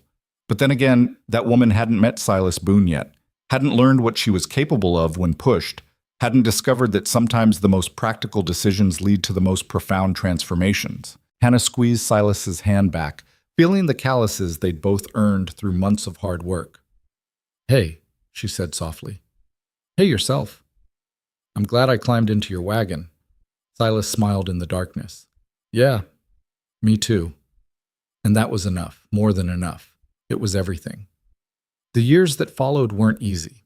Anyone who says building a life is easy is either lying or hasn't tried. But they were real, and that counted for something. The first winter tested them hard. A blizzard swept through in January, killing 3 head of cattle and collapsing part of the barn roof. Silas worked himself sick repairing the damage, and Hannah nursed him through a fever that had her terrified she'd lose him the way she'd lost James. She sat by his bedside for 3 nights straight, wiping his forehead with cool cloths and forcing broth down his throat, while Caleb took over the ranch work with a determination that made him seem far older than 10. When Silas finally woke with clear eyes, the first thing he said was, "The cattle?" 14 left, Hannah told him. Caleb's been tending them. The boy did good? The boy did excellent. Now shut up and rest before I knock you unconscious myself. Silas almost smiled. Yes, ma'am. By the time spring arrived, they'd lost weight they couldn't afford to lose and gained gray hair they were too young to have. But they'd survived. The ranch had survived, and Caleb had earned a new kind of respect from Silas, the kind that came from proving yourself when it mattered most. You handled yourself like a man this winter, Silas told the boy one evening as they mended fence. I'm proud of you. Caleb ducked his head, embarrassed but pleased. Just did what needed doing. That's exactly what being a man is. Hannah watched from the porch, her heart swelling with something that felt almost like contentment. Almost. Because there was still one shadow hanging over them, one threat that hadn't materialized but hadn't disappeared either. Marcus Slate. They'd heard nothing from him since that first encounter, but Hannah knew men like that didn't forget grudges. They nursed them, waited for the right moment, struck when you'd let your guard down. The moment came in late summer, almost a year after the adoption had been finalized. Hannah was in the garden when she heard the shots. 3 of them, rapid fire, from somewhere near the south pasture. Her blood turned to ice. Silas and Caleb were out there checking on the pregnant mare. She ran for the house, grabbed the rifle. She'd learned to shoot properly over the past year, could hit what she aimed at now, and headed toward the sound. Emma appeared in the doorway, holding Thomas. Stay inside, Hannah commanded. Bar the door. Don't open it for anyone but me or your pa. Mama, now Emma. The girl's face went white, but she obeyed. Hannah heard the bar slide into place as she ran toward the pasture. She found them by the creek. Silas had Caleb behind him, and both had their rifles raised. Facing them were 4 riders, Marcus Slate and 3 men Hannah didn't recognize, all armed. Hannah, get back to the house, Silas said without taking his eyes off Slate. Not happening. She positioned herself so they formed a triangle covering more angles. Slate laughed. Look at this. The whole family ready to die together. That's touching. State your business or ride out, Silas said. Those are your options. My business is 5 years old, Boone. You remember my brother? The one you crippled? I remember a drunk who tried to rape a woman. I remember stopping him. You destroyed his life. He destroyed his own life. I just interrupted it. Slate's hand moved toward his gun, but Silas's rifle came up faster. Don't. I'm a better shot now than I was then, and I've got less patience. 3 of you, 4 of us, one of Slate's men said. Math's not in your favor. Math's never simple as counting bodies, Hannah said, surprised by how steady her voice sounded. Question is whether you're willing to die to settle a grudge over something that happened 5 years ago. Slate's eyes flicked to her, reassessing. You talk tough for a woman. I am tough. Had to be. Hannah kept her rifle steady. But I'm also practical. This ends one of 2 ways. Either you all die, or you ride away and find something better to do with your lives. Your choice. She's right, Silas added. First shot fired, people die. Maybe us, maybe you, probably both. That what you want? Slate's jaw worked. Hannah could see the calculation happening behind his eyes, the weight of his brother's grudge against the risk of death, the desire for revenge against the reality that none of them were leaving this creek bed unscathed if shooting started. Your brother made his choices, Silas said quietly. You don't have to make the same ones. The moment stretched out, tension thick as summer heat. Hannah's finger rested on the trigger, ready. Beside her, she could hear Caleb's breathing, fast but controlled. The boy had his father's rifle up, and Hannah knew with awful certainty that he'd use it if needed. Finally, Slate lowered his hand. This isn't over. Yeah, it is. Silas's voice went hard. It's been over. You're the only one who hasn't figured that out yet. My quarrel was never with you, Slate. It was with your brother's actions. You want to keep carrying his anger? That's your business. But if you come onto my land threatening my family again, I won't give you another chance to ride away. Slate stared at him for a long moment, then spat in the dust. You're not worth the trouble. He wheeled his horse around and rode off, his men following. They watched until the riders disappeared over the ridge. Only then did Hannah lower her rifle. Her hands were shaking so badly she nearly dropped it. "You all right?" Silas asked, touching her shoulder. "No, but I will be." She looked at Caleb, who'd gone pale. "You did good, son. Real good." "I was scared," the boy admitted. "Being brave doesn't mean not being scared," Silas said. "It means being scared and standing your ground anyway. You did that." They walked back to the house together, weapons in hand, checking the horizon every few steps. Emma met them at the door, Thomas in her arms, her face streaked with tears. "Is the bad man gone?" she asked. "He's gone, baby," Hannah said, gathering both children into her arms. "And he's not coming back." She hoped that was true. But whether it was or not, they'd proven something important that day. They could face threats together and come out standing. That counted for something. That night, after the children were finally asleep, Hannah and Silas sat on the porch in silence. The adrenaline had worn off, leaving them both exhausted and shaky. "You think he'll come back?" Hannah asked finally. "No. He was testing us, seeing if we'd break easy. We didn't. Men like that, they move on to easier targets." "How can you be sure?" "I can't. But I saw his face when you said people would die. He wasn't ready for that. Neither were his men." Silas took her hand. "We might have more trouble down the line. Life's like that. But not from Slate." Hannah leaned against him. "I hate this. Hate that we have to live expecting violence. That's the price of the life we chose. Remote land, our own terms, nobody telling us how to live." He paused. "You regret it?" Hannah thought about it honestly. "No. I regret that it's necessary, but I don't regret building something worth defending." They sat in silence for a while longer. Then Silas said, "Caleb's ready to learn more. Real ranch work, not just chores. He proved that today. He's 11 years old. I was working full cattle drives at 12. He's got the temperament for it. Steady under pressure, learns quick, doesn't quit when things get hard." Hannah knew he was right. Caleb had outgrown childhood the day his first father died. No point pretending otherwise. "All right," she agreed. "But he still does his lessons. I won't have him grow up ignorant just because he can rope cattle." Fair enough. The next morning, Silas took Caleb out to the north pasture and started teaching him the real work of ranching, not just feeding animals, but understanding them, reading weather, managing land. Hannah watched them ride off together and felt something bittersweet, pride that her son was becoming capable, sadness that he was growing up so fast. Emma, meanwhile, had discovered she liked cooking. Hannah started teaching her properly, not just simple tasks, but actual technique. The girl had patient hands and a good sense for flavors. By the time she was 8, she could make bread that rivaled Hannah's own. Thomas grew into a wild child, all energy and noise and curiosity that got him into constant trouble. He was fearless in ways that terrified Hannah, climbing things he shouldn't, jumping from heights that made her heart stop, befriending every animal on the ranch, including the ones that could kick his head clean off his shoulders. "He's going to give me gray hair," Hannah said one evening, watching Thomas try to ride Jack like a horse. "He's going to give us all gray hair," Silas agreed. "But he's got spirit. That counts for something."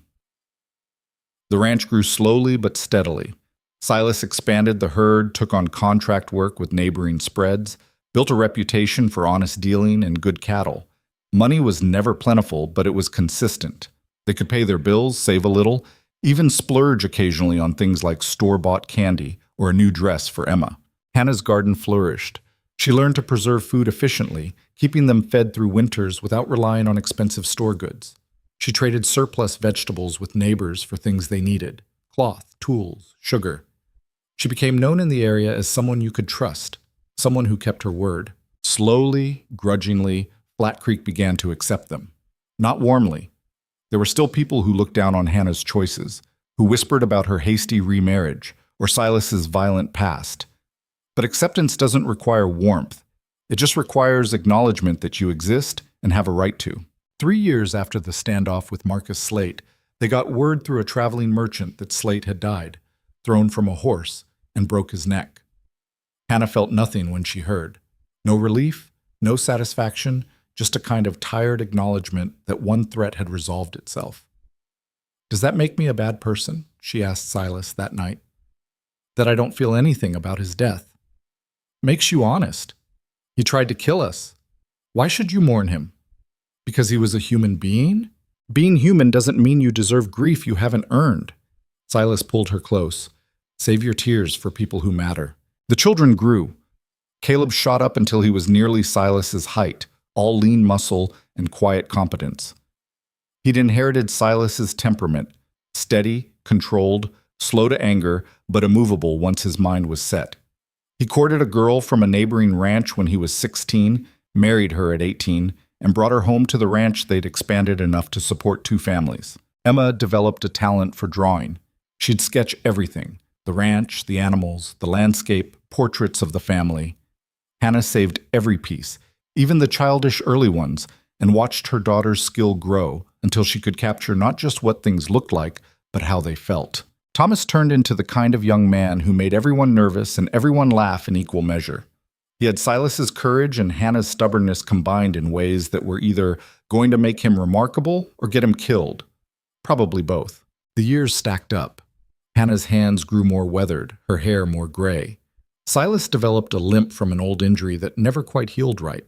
They were getting older, wearing down the way everyone does when they've lived a hard life, honestly. But they were also building something. A legacy, maybe. Though Hannah hated that word. It sounded too grand for what they'd actually done, which was just survive and raise children and work land until it became home. One evening, Hannah had lost track of exactly how many years had passed since that day under the oak tree, 8 or 9 or maybe 10. She stood on the porch watching the sunset paint the valley in colors that still took her breath away. Silas came up behind her and wrapped his arms around her waist, chin resting on her shoulder. "What are you thinking?" he asked. It was the same question he'd asked 100 times over the years, and Hannah's answer was always different. Today, she said, "I'm thinking about choices, about how one desperate decision under an oak tree led to all this." "You regret any of it?" "Not the big things, the little things sometimes. Wish I'd been more patient with Emma when she was learning to cook. Wish I'd told Caleb I was proud of him more often. Wish I'd savored Thomas's childhood instead of just surviving it." She paused. "But the big things? Climbing into your wagon, marrying you, fighting for this family. No regrets there." "Good, because I'd do it all again." Hannah turned in his arms to face him. They'd both aged. His hair was completely gray now. Her face had lines that hadn't been there a decade ago. But his eyes were the same as that first night, when he'd asked when her children had last eaten and changed everything. "You know what I learned?" Hannah said. "Family isn't about blood or marriage certificates or any of that official nonsense. It's about who stands with you when things fall apart. It's about who you'd fight for, who'd fight for you. It's about building something together and defending it against everyone who says you can't." "That's what we did," Silas agreed. "Built something worth defending. More than that, we built something worth living for." They kissed there on the porch, while the sun set over land they'd earned through work and struggle and refusing to quit. Behind them in the house, they could hear Emma singing while she made dinner, Thomas arguing with Jack about something, the ordinary sounds of a living home. This was what Hannah had fought for. Not perfection, not wealth, not status, just this. A place where her children were safe and fed and loved. A partnership with someone who saw her clearly and valued what he saw.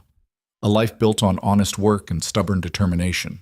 Was it the life she'd imagined when she married James at 19, full of romantic dreams about love conquering all? No. That life had died under a wagon wheel, had been buried 6 feet deep in Texas dirt. But this life, hard and real and built from desperation, this life was hers. She'd earned every scar, every callus, every gray hair, and she wouldn't trade it for anything. "Hey," Silas said softly, pulling back to look at her. "You're crying." "Happy tears," Hannah said, wiping her eyes. "Just thinking about how far we've come." "We came pretty far. From strangers in a wagon to this, from survival to actually living." She smiled through the tears. "That's not nothing. No, it's everything." Inside, Emma called that dinner was ready. They went in together, hand in hand, to gather around the table with their children and share a meal in a house that had once been empty but was now full of life and noise and love. This was family. Not the one Hannah had been born into, or even the one she'd created with James. This was the family built from nothing, from desperation and practicality, and two people who decided to stand together when the whole world seemed determined to knock them down. After dinner, Hannah read to Thomas, still too young to read well himself, while Emma cleaned dishes and Caleb discussed cattle prices with Silas. Ordinary moments, unremarkable in themselves, but precious in their accumulation. Later, much later, after everyone else had gone to bed, Hannah stood in her room, their room now, had been for years, and looked at the small collection of items she'd saved. James's ring, which she still wore on her right hand, the rag doll she'd found wedged behind the sofa that first day, belonging to Silas's daughter, who'd died. A drawing Emma had made of the whole family, including Jack, Caleb's first successful attempt at a braided rope. These were her treasures, not valuable to anyone else, but priceless to her because they represented the journey from broken to whole, from desperate to secure, from alone to family.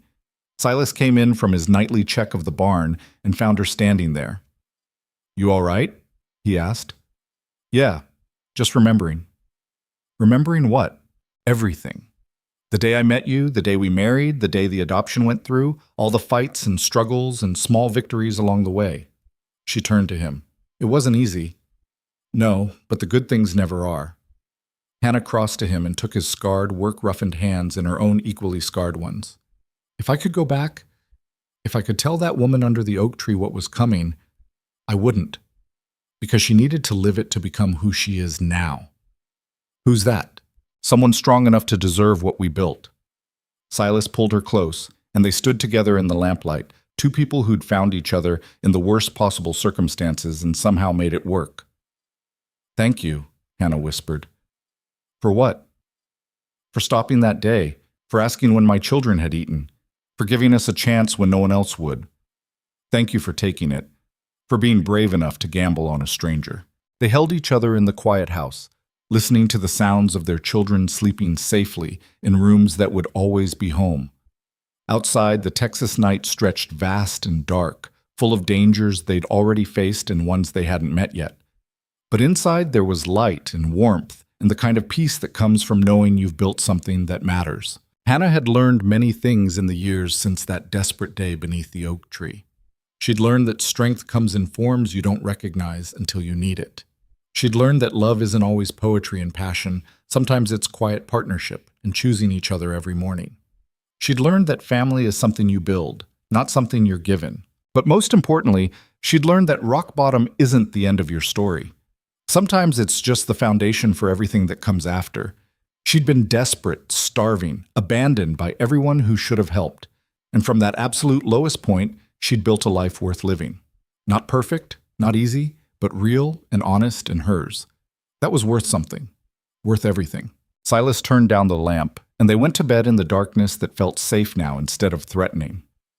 Tomorrow would bring new challenges. The land always demanded work. The cattle always needed tending. Children always found new ways to worry their parents. But tonight, they were together. They were safe. They were home. And that simple truth, home, was worth every struggle it had taken to get here. Hannah fell asleep thinking about the woman she'd been, the woman she'd become, and the impossible journey between them. She'd started this story thinking she needed rescuing. She'd ended it realizing she'd saved herself. Silas had just given her the opportunity to remember she could. That was the real gift he'd given her. Not shelter or food or legal protection, though all those mattered. But the space to discover her own strength. The chance to fight for something instead of just enduring. The opportunity to build instead of just survive.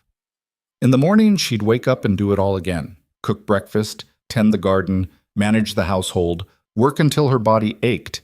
And she'd do it gladly, because this was the life she'd chosen to build. The life she'd fought for.